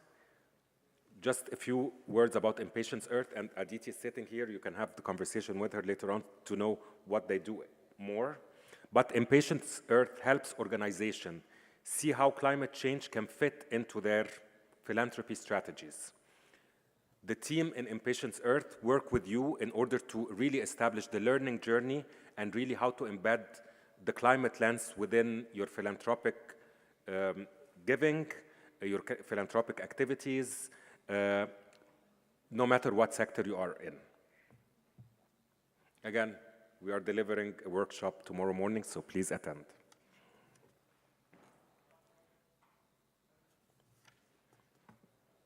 On climate and the road to COP28, what are we planning? Again, as AFF has started to look into thematic areas, climate is one of the important thematic areas and one of the strategic priorities that we have since last year and for the years to come. As you've seen in that small little table, we are planning several activities for climate. We are starting by consultation with AFF members on the whole concept of launching the WINGS climate commitment on a regional level. The commitment, as Erica was saying, for the ones who have attended the climate session with us an hour ago, the commitment has been signed by more than 600 foundations globally, and we would like to have more of this commitment signed by Arab Philanthropic Organization. Until now, we have 2 organizations that have signed the commitment in the Arab region, if we count Turkey as part of the region. Otherwise, it's only one organization, King Khaled Foundation. We want to approach interested AFF members to sign the international commitment, of course, and we want to prepare for COP28, and where we plan to hold several side activities with partners, including the UNDP, WINGS, other AFF members, F20, and others. From here until COP28, we're going to be holding a series of climate meetings and webinars again, in partnership with Impatience Earth, to really explore this whole intersection between climate and other issue areas that are relevant to the Arab region. And we are going to be engaging with more partners on climate so we can have more of a voice in that area. That brings me to the end of my highlights for the year.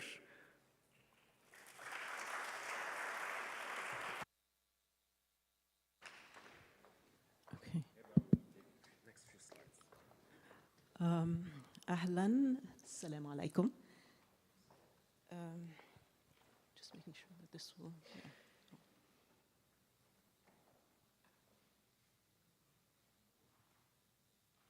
It's just okay. Yeah. So I'm not going to repeat what Naila said, but we have big ambitions and dreams for data and research in the region. Of course, there's the AFF informing the AFF core activities. So we do a lot of stakeholder mappings, research, data collection to inform the agenda setting and our workshops, speaking seminars, and all those activities and capacity building modules. The exciting stuff, of course, is the publication and the dissemination to inform the sector. Oh, sorry. The Arab Philanthropy Survey. So I'm not going to repeat it. I'm not going to repeat what Naila said, but we really want to move forward with the data and the data and research in the region, and we've been hearing it all day, yesterday and today. And we're inspired by examples, the King Khalid Foundation, your philanthropy trends in Saudi Arabia. We want to do something similar, but on a regional scale, but we can't do it alone. We need collective input, and we need to do it together as a membership, so the wider sector can be inspired. So we want to learn from you, we want to understand from you, what can we do better to kind of get those responses from you. Today, somebody, Heba, who's over there, actually volunteered to come and fill in the form. So that was very inspiring to us and gratifying. But we need more of this, translating this intentionality and energy into action. So this study, again, Naila touched upon it. So I have been working in research. In my formative years, I worked in a think tank, economic policy research, and a lot of the work was about robust measurement, CGE modeling. So it was very econometric focused, and there was so much disconnect with policy. And so it's become an obsession with me, how to bridge research and policy. In this report, we try to exactly do this. So in the advice, it's actionable advice. So when you hear today, when we talk about trust-based philanthropy, in the theme, for example, finance and sustainability, we have advice for nonprofits. Engage with donors before your funding ends. Talk with them, have this conversation, build this relationship. So all these actionable advice and recommendations are in this report. So it's not just descriptive studies. And we're giving this as a tool for our network, but also the wider sector, to collectively advocate for enabling environment. And these are the themes. We focus on governance, legal framework, infrastructure support, and finance and sustainability. Yeah, and we talked about the capacity building development that, Walid talked about. Again, research was fed into this. When we talk about impact, having an evidence-based tool to inform discussions is the ultimate aim. And we actually had partners, our WINGS partners, who actually used the report to inform policy discussions in UAE. And that's what we want to achieve. That's our ultimate aim.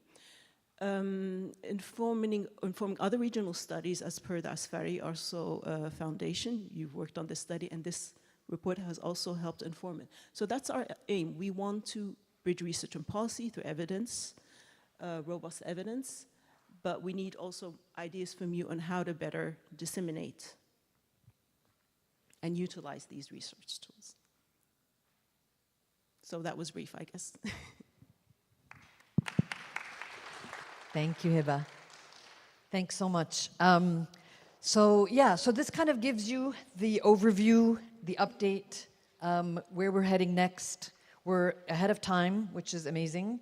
So I'm just going to open it up. I want to open it up to your questions, your comments, and then I know Joy is going to want to come and close us out and ask you to talk and tell us what your reflections are, what you're leaving with. Even though some of you are still going to be with us tomorrow, I hope as many of you as possible will be with us tomorrow. But at least, you know, before everybody starts to head home, we'd like to hear a little bit more about your thoughts. So I'm going to open the floor. If you have a question, if you have a comment, raise your hand. We'll bring a mic to you. And Fran.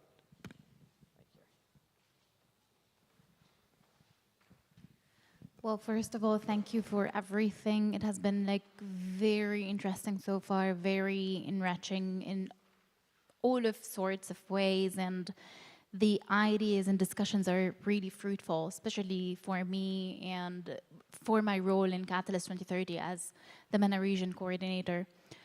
But what I was hoping to see more is like most of the conversation stops at the power dynamics, let's say, stating that as one of the challenges, but not actually opening the discussions on how do we tackle these power dynamics. And to be honest, it's a complexity that I have to deal with on a daily basis in my work. I have to be attentive to how do we work, especially for the ones who work regionally. We do have a lot of complexities and a lot of considerations, let's say, when it comes to power dynamics, even in the simplest things that we need to do. So what would be the role of philanthropy organizations and donors in disturbing that power dynamic and maybe opening the conversations with the governments, and it's part as well of the enabling environment. So how are we bringing that up? How are we talking about changing systems? And this is very also key to our work at Catalyst, that we are trying to change global systems. What I love about this hub, let's say, or this meeting is that I don't have to explain myself as the MENA, as someone who's coming from the MENA. I already feel like we are all from the region, and we are all have the same, let's say, understanding of the barriers, but at the same time, I'm not very much satisfied with stopping at the barriers. Like, how are we disturbing that? So yeah, that's all for me, and thank you so much for that. Thank you so much, Ufran. So yeah, I mean, that's an excellent question. It's an excellent point. I think, you know, if you heard the opening panel this morning, the plenary, with that incredible lineup of women who just blew my mind, talking about the trust-based philanthropy, and you heard Saba from Ford Foundation, very specifically herself talking about breaking down and addressing these dynamics, right? These power dynamics. I mean, I think one thing, look, I literally can talk for 40 days about this, okay? And talk about the decolonization movement, the decolonization of aid, the breaking down of all these structures that, like, you know, put us down and keep us down. And they are very important conversations. There are places for those conversations. I think you're absolutely right. A meeting such as this one is the kind of place that these conversations should be happening. And so I think that's something that we'll definitely look into, making sure that we create a space for that, or we even create a platform for that conversation to happen. Your point about governments is a very interesting point. It also scares me to death. Because, look, I mean, there's a very purposeful reason why we are registered outside of the region, right? And you know, this plenary is being live streamed, so I really will watch my mouth. But I mean, because I don't want to go to jail. But you know the context that we work in, and you know the context of this region. And so we also understand the limitations that we have being a network of our kind. One of the main driving reasons why we moved our registration outside was to be able to have some autonomy in being regional, but also being neutral. Okay, so that's one thing. And to complement that neutrality is part of the reason why we have advocacy as one of our strategic objectives. So we've been looking at, when we finished that Enabling Environment report, I'll tell you truthfully, we did not expect that we were going to get the kind of engagement that we got. I think it was what, 40 40 organizations that contributed to the enabling? 23, okay, 23. So 23 organizations. And I remember when we first started talking about the Enabling Environment Report, some of the consultants that we had kind of checked in with who had tried to do this before told us we probably wouldn't get more than 6. Ah, ma sabkoush, I know. Yeah, and more than just that, the level of engagement was the level of transparency that people were willing to give. And this really made us think, okay, let's talk a little bit about what that looks like when we share the results of these of this report. It's part of the reason we made sure it was in Arabic as well, so that it could be shared region-wide. So it's not just the messaging that we use external, but it's also how we kind of start talking about advocacy internally. And so this concept and this, your idea of opening the space for this conversation to really, honestly and truthfully and transparently dismantle and disavow ourselves of these kind of structures and these power dynamics is something that we're thinking about very, very seriously. And then again, just as a point of proof that we're not just saying that, is this change in our network and in the way that we very, very purposefully reduced, and not even reduced, no, eliminated levels. We eliminated, it was no longer just open as a network for donors, but it was also open as a network for anyone that's active in the philanthropy space. And I'll be honest with you, there were some questions. Nobody was worried, nobody said no, but there were some questions from some of the more strictly donor side of the foundations that said, am I gonna come to your meetings and is everyone gonna be asking me for money? And our response to that is, first of all, people know what they're coming into, right? And so they're not going to take advantage of this opportunity. We know this is a networking event. People know it's not a space for solicitation, but they also know that we're encouraging you to network with each other. And then it's up to you to make the follow-up, right? It's up to you to continue your conversations. People aren't as aggressive as people worry that they will be, yeah? They're not gonna run after a donor and be like, give me money, we're in the middle of an AFF meeting. And that comes from a trust place as well. So trust that people are intelligent enough to know how to behave in these spaces. But for us, it was important to create that space, irrespective. So I wanted to make sure that people felt comfortable, no matter what part of the, ecosystem they are. And another piece of that, so this might seem like something small, but it is anyone that works with me and Hiba and Walid from the organization of this meeting will tell you that we specifically said, we don't look at our meeting and registration list with any VIPs. We're just not doing that. Every single person that comes to this meeting is important to us. Every single person deserves the same level of respect, the same level of access. We don't have VIPs. So I hope that answers your question. Jack. Sorry, we'll just get you a mic so that everybody can hear you.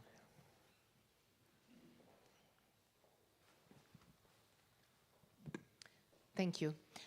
First of all, I would like to mention that I'm happy to be here. I want to say thank you to Ghufran, who called my attention to this meeting, actually, and pushed for it. So this is why we at Catalyst 2030 had this presence and our panel presentation. Now, that called my attention, so I would like to suggest something for future meetings.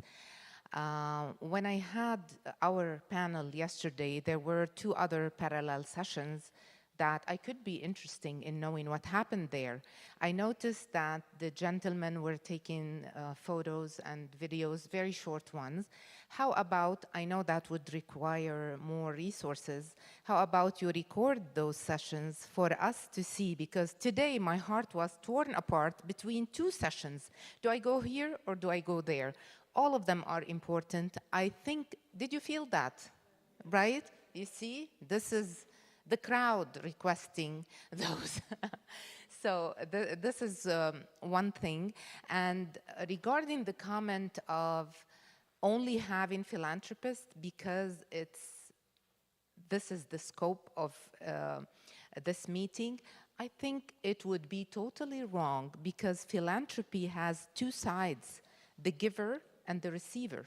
So those two sides should be present because they are the main two components of what you are doing. And as you mentioned, we can be persistent, we can be insistent, but we also have ethics, so we will not be very aggressive. We will be a little bit aggressive, asking for money and support. So this is it, and thank you again. And as for me, on a personal level, and my own organization, Dialab, we are looking forward to becoming members with AFF. And thank you to all the team, to everyone present here, to every person I met, I exchanged card with, and to those I haven't met, please, I had a specific request to posting picture and the contact because I don't want to miss out on meeting any one of you amazing people. Thank you so much. Thank you, Jackie. Yeah, thank you so much. Yeah, so obviously two very quick responses. The first is we ourselves really had a very difficult time figuring out how to do the parallel sessions and how not to. Our idea ultimately was if 2 people from every organization show up, then everyone can take one of the sessions. At the very least, you'll be able to attend 2 of the sessions. I wanted to be at every single session. Had we done every session individually, we would have been here until next week, which I would love to do. I'd love to spend all that time with all of you, but I'm pretty sure we have other things to do in our lives as well. So that's one answer. The other answer is we live streamed all of the plenaries, and so they should be on the Gerhardt Center YouTube channel. And they've been recorded. So at least the plenaries are all up on online.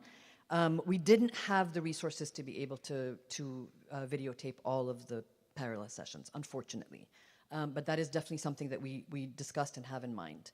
The contact list. So we will have a post-meeting report that will go out to everyone with highlights of everything that have happened over the last 2 days and what's going to happen tomorrow. We will share the meeting list contact. If you don't want your contact information shared, just let us know. And that's fine. We'll just keep it off the list. It's not a problem. So yeah, okay, great. Laura. Hello. One quick suggestion that I would like to make that I think would address your concern and your concern as well. I was at a conference recently and I thought they did something very interesting.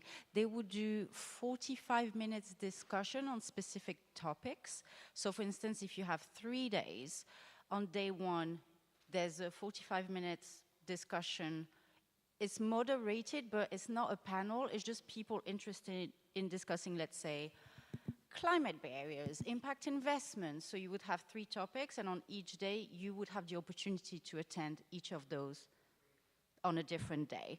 And you don't need a big production like a panel. It's just people sitting down, maybe 10 people at a time. You would just need a moderator. And I thought that was very interesting because I was interested in all the topics, but because there was 1 session each day, on each of those, I was able to cover all of them. So it's just one quick suggestion as a conference attendee. Yep, that's great. Thank you. Thanks for that. Anybody else? Dr. Ali.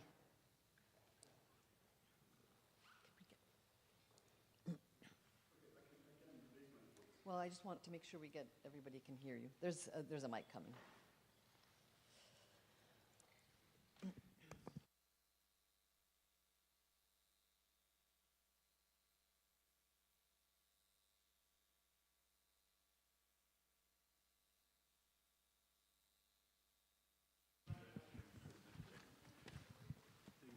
Does that when the battery is dying.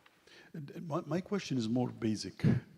I look at the numbers. We grew up from 25 last year to 38 members. Now, out of those, you have 25 who are organizational members. Now, the difference is 13. Now, you have also 13 individual members. Does that mean that the growth has only been in individual members or not? That's the first question. Now, the second question is, when you're gonna get more individual members, what is the impact of that on the whole coherence of the association or the membership? If I may ask another question also, it's about the survey. The survey of needs is about 13. And if I'm going to consider that the 13 were actually organizational members, that's a little slightly over 50%. It's barely over 50%. Now, my suggestion is you call them one at a time. There are 25. If you sort of, I know it's going to take more time, but you will get much more comprehensive information. People do not reply to a survey. That's a fact of life. You get very, if you just send a survey, people are going to get very low. I have other questions, but I'll keep them on one-on-one, and they are related more to governance.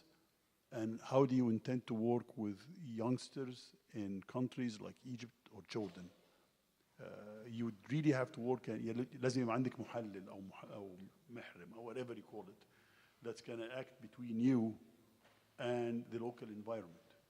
You still have to do it with, you still have to sort of do it in a different way than your expectations. You're not going to be able to work directly. This is very different than doing webinars where you could be anywhere. Or round tables, you could be anywhere. Or having a meeting once in a blue moon, once a year with a partner. If you want to work with youth, you'll have to think about partners. I mean, people are going to be on the ground so they can give you this. Thank you. Okay, thank you. So the distribution of the membership, I can let Walid give you a little bit more detail on the distribution of the membership, but what would the impact be of including individual members? The impact is that there's more members at AFF who can interact and engage and share experiences and share their knowledge. And so we only see that as a positive. The majority of the membership that make up the 38 members this year are new members to AFF, which is for us a real big point of pride because it means that we have a core group of old AFF members who've been around for a really long time. A lot of the issues that we went through over the last couple of years meant that we lost some membership. And the ones that we have brought back are ones that have come because they have a commitment to this network.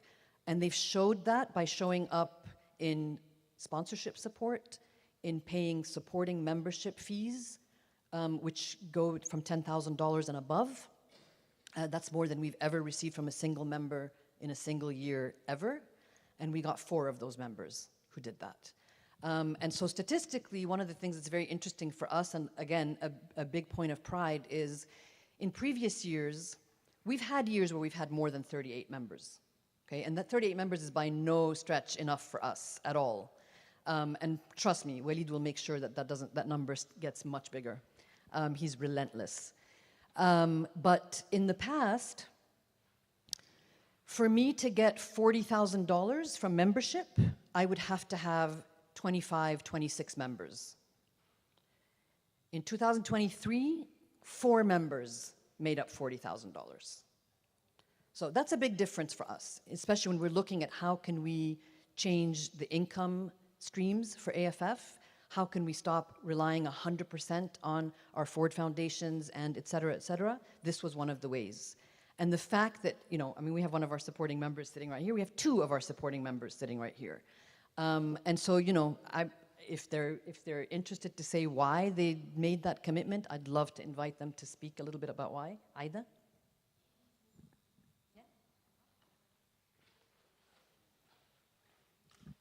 Sure. So I was going to, before you calling us out as a supporting member, I was just going to say, so I'm both a supporting member as well as a board member of the Arab Foundations Forum. And I just wanted to say that, first of all, also coming from a membership-based organization, I really think that sometimes we focus too much on the number of members as opposed to also the quality of the members. And really, coming to this event this year, reminding us, why we want to come and to network and to interact, because all of those online meetings and sessions do nothing in comparison, to the 2 days that we get together here. So thank you to AFF for making that happen. We want to be a supporting member because, especially now in, the times that we're in, I can tell you that I'm part of an organization where there's just so much going on that sometimes we forget basics like our institutional capacity building for our own team. And AFF is, you know, a source of keeping us up to date, giving us opportunities other than the networking.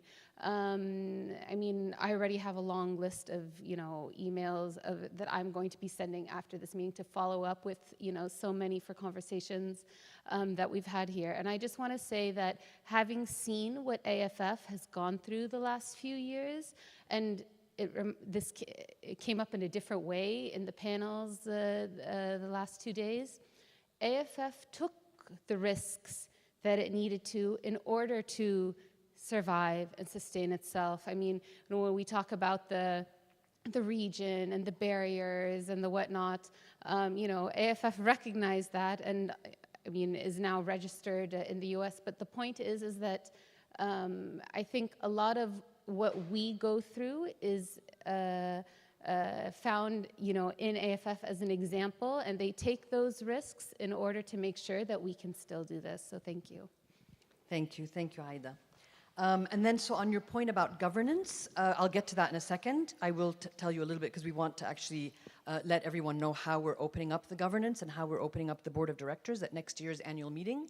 And then finally, on the youth, I just need to make a clarification. So we're not implementing any programs. We're not moving from being a non-implementer to an implementing partner. That's not something that we're doing. So we're not going to be dealing directly with youth. What we want to do is build a coalition of organizations that are working in the youth space and then help them kind of, you know, expand and improve on those programs with each other and collaborate on those programs with each other. So I'll just go, I will do the governance piece, so I'll do that in the very end. But Mona, did you want to say? Yeah.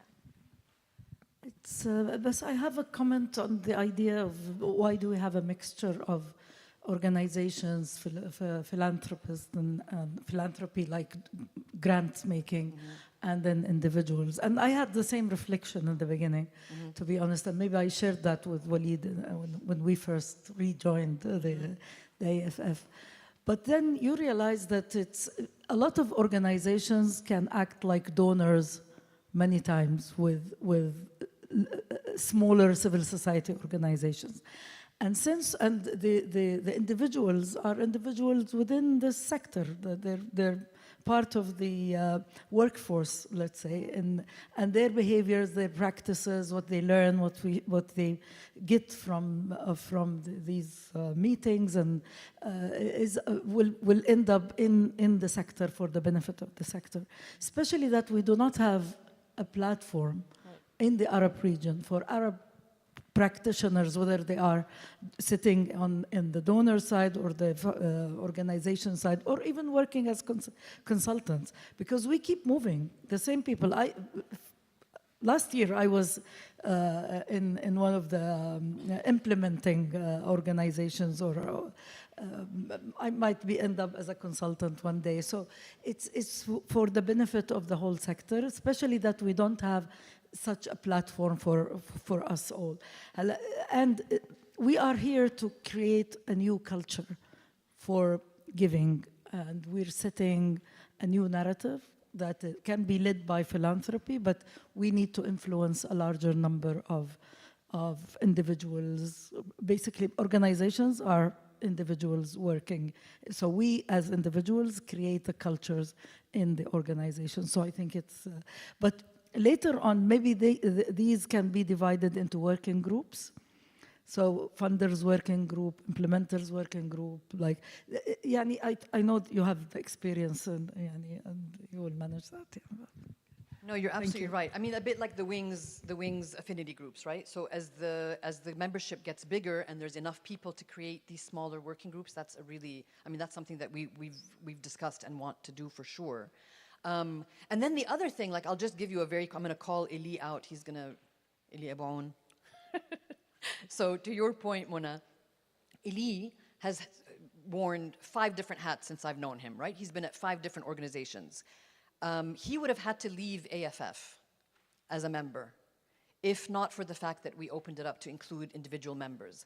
And I mean, you saw Eli's panel yesterday on fragility and philanthropy in fragile states, and that would have been a connection that we would lose, which it just seems absolutely ridiculous to me for someone with that kind of influence and that kind of insight for that person not to be a member of this organization, be able to share all of that insight with the rest of you seems like a very missed opportunity.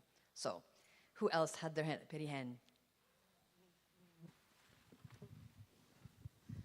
Actually, many thanks for this event. It's really amazing being part of it. And it creates a lot, it empowers this enabling environment. And I'd like to throw a lot of things which I've been hearing here for a while. And I believe that AFF can play even a more crucial role in this.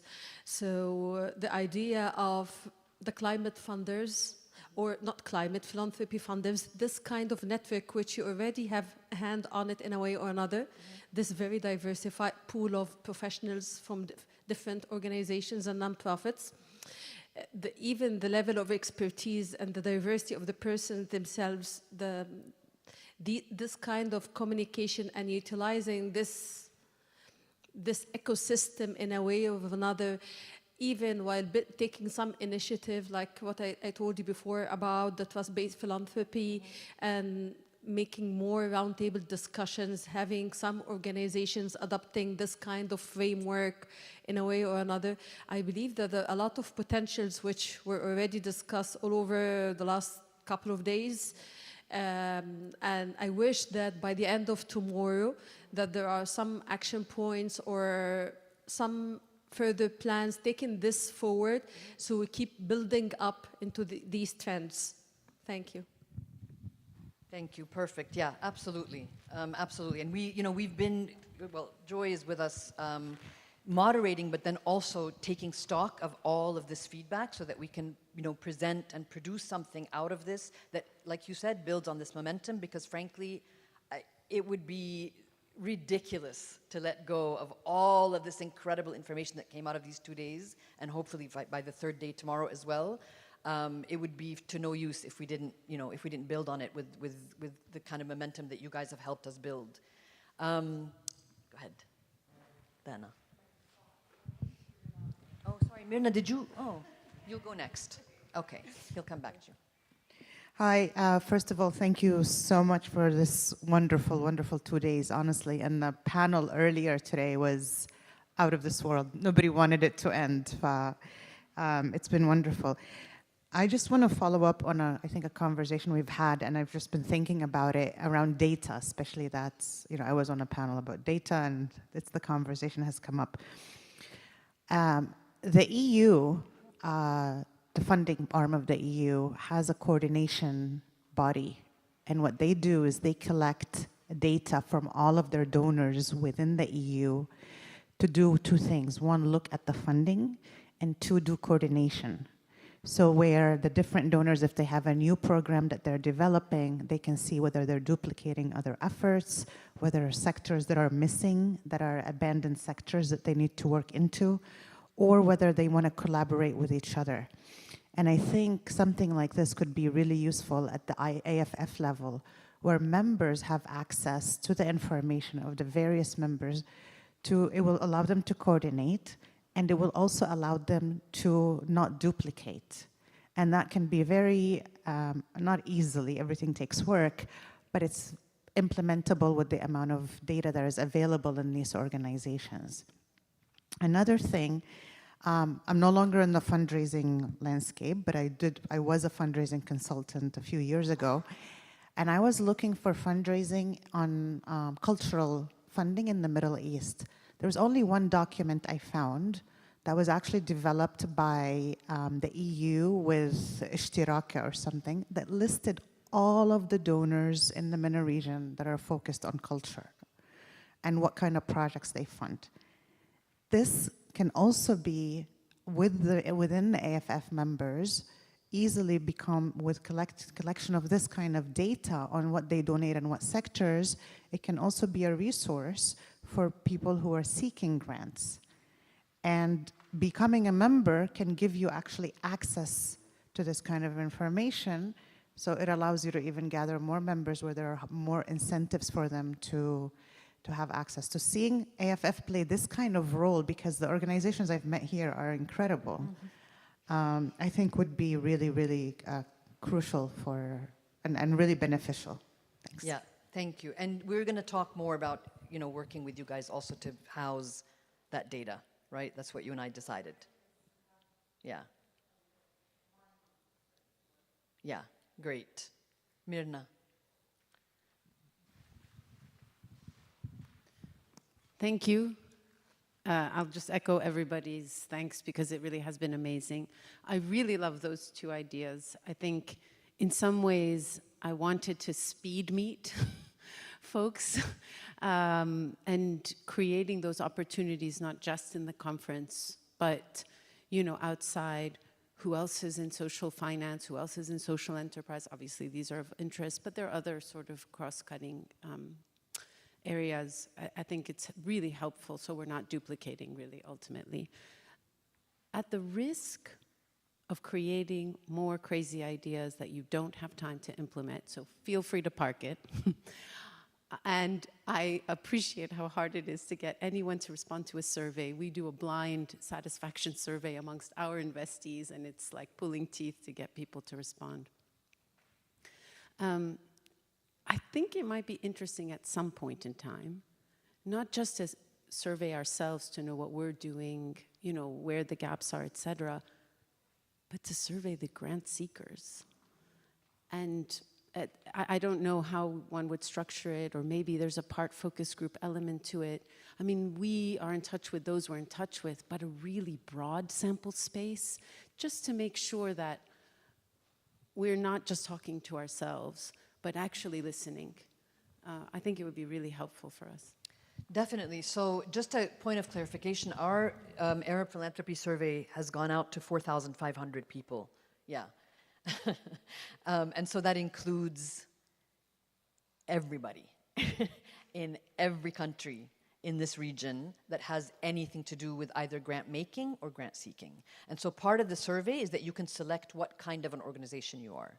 Are you an NGO? Are you an implementer? Are you a partner? Are you a donor? Are you a think tank? Are you? It needs to be, fine-tuned.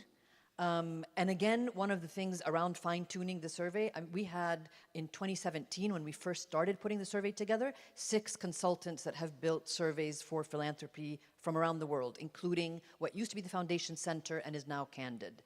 And every single one of them gave input into how we designed this survey. By the time the survey was ready to go out, the folks at Candid told me that it's even more elaborate and more comprehensive than the Candid surveys. And Candid is like the, it's the benchmark of all philanthropy data collection. So we know it's a really good survey. We just have to make sure people fill it out so that we can use it. And so we've just, we keep sending it out. We will find other ways to ensure that people are ready to fill it in, even if that means literally, and to Dr. Ali's point, we want to call everyone and just say, look, we'll get a resource to sit with you on the phone and get this information off of you, if that's what it takes. So that's, that is a very good point. I do want to say something about the governance, just because I don't want to keep us too long, and we have about 15 minutes to go. But of course, if we finish early, that's all the better. So the quick governance comment that I wanted to make is, historically, AFF was governed by a General Assembly that had a board of directors that it nominated and voted for, and then that board of directors had a CEO or an executive director that reported to them. So the structure of reporting was, CEO, executive director reports to the board reports to the General Assembly. And that worked for many, many years, but as the network grew and grew and grew, and the diverse opinions and perspectives and diverse kinds of organizations that came into the network grew, the need for that kind of reporting was no longer relevant. So when we decided to change the eligibility criteria for membership at AFF, we also chose to change the governance model and made it so that, first of all, anyone who's eligible to be a member, it doesn't matter if you pay the absolute minimum, which is $250 a year, or there's no maximum. You would have the opportunity to nominate yourself to be on the board, and you would have the opportunity to be selected or elected to serve on the board. And that really was an issue of making sure everyone's voice is equal, irrespective of what they pay, right? We currently have a board of 4 members, and the reason it's only 4 members is because we were going through a crisis. We needed to get this thing off the ground. We needed to register and finalize the registration, and that was the minimum that we needed for legal purposes. Over the last year and a half, we've been working on cleaning up a lot of the issues that in which you're very, very familiar with, Mirna, and anyone who's been a member at AFF is very familiar with. Just kind of cleaning up all of this, the leftover debris from this transformation. By next year's annual meeting, prior to the meeting, we'll send out nomination letters to everyone, inviting an open nomination process. We hope that the board, our bylaws give us a maximum, I think, of 15 board members, so we'd love to have it anywhere between 9 to 15. And yeah, so we'll invite people to, come on board, literally. That's Delaware. Mm-hmm.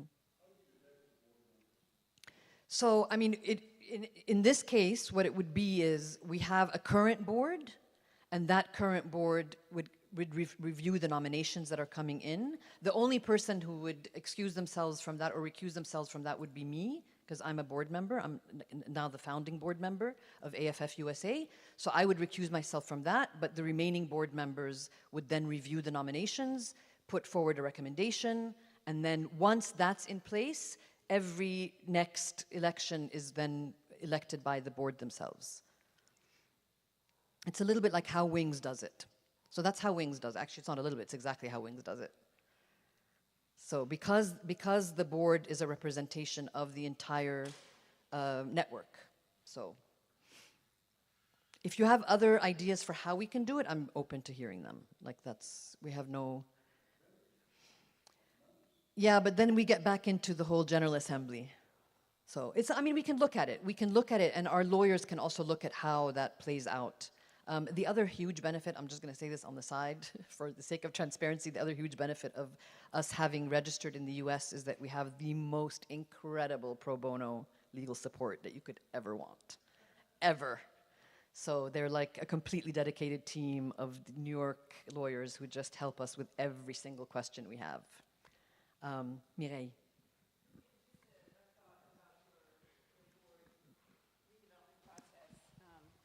I know I've worked with developing a nominating committee made of members that's small. It doesn't have to be large. But that way you get a little bit more diversity and make their recommendations for selections. The board can still have final approval, but that's one way to open it up a little bit more. Yeah. I love that. Thank you. Ahmed.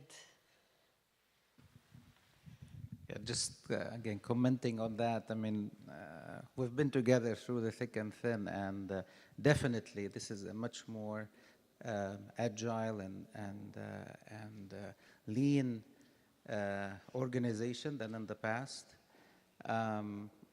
Question is, so what has happened to the registration in Jordan and then the registration in Belgium and then now we're a US institution? Are those entities, do they still exist, or if you can just elaborate a little bit? Yeah, no, those entities, so the primary registration was Belgium. That was the mother kind of registration, and then it had a secondary registration based on it in Jordan. Those have both been dissolved. So once the Belgium registration is dissolved legally, that by default, finalizes the closing of Jordan. So the one thing that Ahmed, you'll know because you were part of all this from way back when, is that in order for us to make that transition without any issues for outgoing board members from the last iteration of AFF, was AFF had a number of debts in its books that needed to be either absorbed or paid off. We could not pay it off at the time, so AFF USA then wrote a formal kind of, legally binding decree that essentially said AFF USA will absorb the debt of AFF Belgium so that our board members were safe and nobody would come knocking on their doors asking for the money. So that's what happened. Perihen.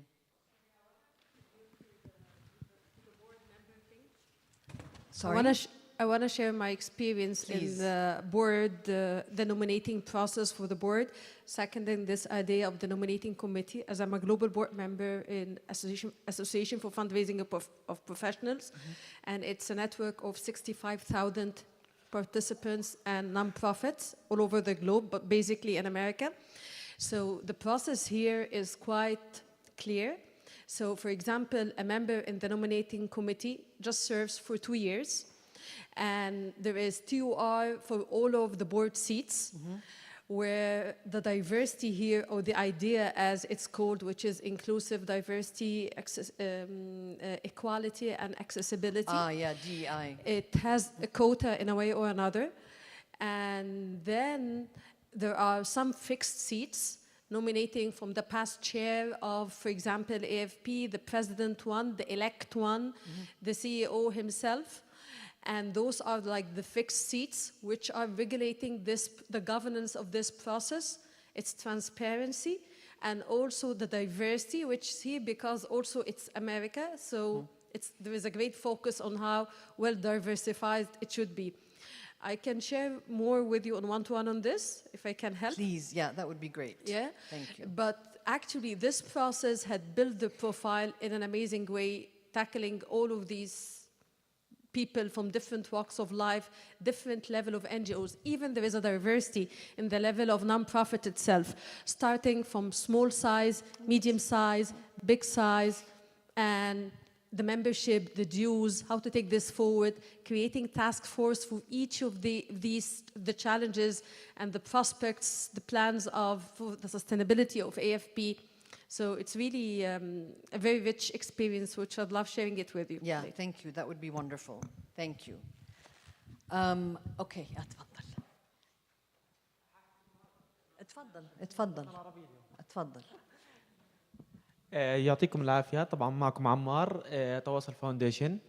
سعيد اني موجود بينكم من غزة بهالمسافة طويلة، طبعا اللي بنقطعها مع انهم مش بعاد كثير عن بعض. لكن اليوم بهالتجربة جميلة اللي شفناكم فيها على مدى اليومين، أثبت الكفاءات العربية الموجودة تجتاز كلمة التمويل. يعني عندنا كفاءات لا توازن بأي طريقة من الطرق بكمية التمويل الموجودة عندها. في مؤسسات لسه قائمة، في مؤسسات صغيرة الحجم، في مؤسسات كبيرة، لكن الأثر الموجود أنا شايف أثر جميل جدا. بالنسبة للتجارب ولقاءاتي مع الموجودين والمشاركين، الأثر اللي تركينه في مجتمعاتهم مش بسيط. لربما عندك أنت 35 أو 38 مؤسسة، يمكن يصل ل 45، لكن أنا شايف تأثير عن 1000 مؤسسة، فالعدد كان بنحطه على جنب هان.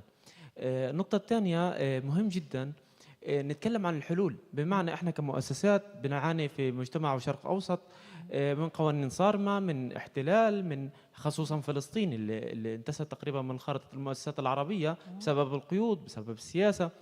مقدرين النظام انه ما بيقدروا يناطحوا مثلا السياسات او الحكومات، لكن احنا معنيين انه يكون في اطار عام سواء جامع بين الداعم وبين المتلقي، حتى يكون بالأخير في مظلة مثلا الملتقى، ويكون بالأخير قادر الملتقى ينفذ سياساته بشفافية ونزاهة، وقادر على العطاء المؤسسات بشكل قوي.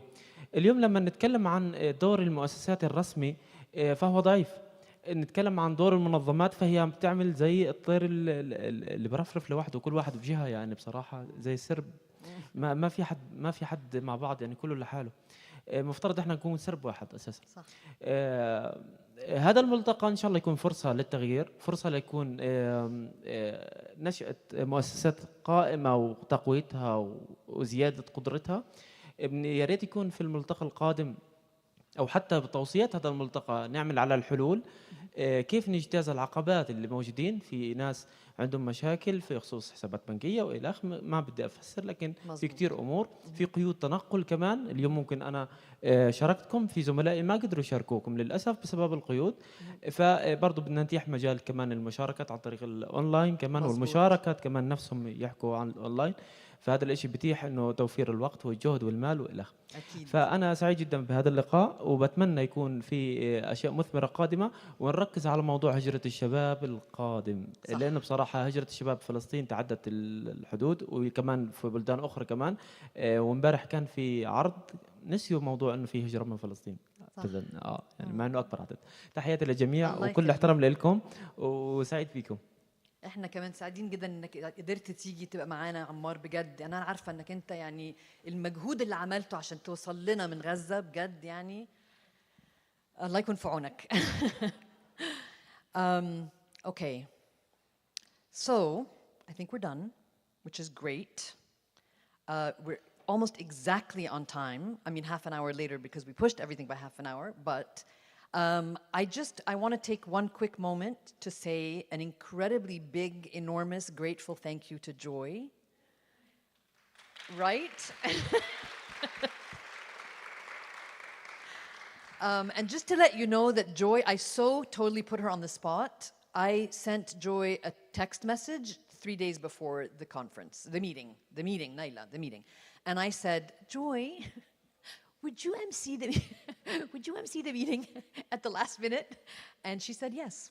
So I'm so grateful. Thank you so much for the energy that you brought to this and just your friendliness and your loveliness and your joy.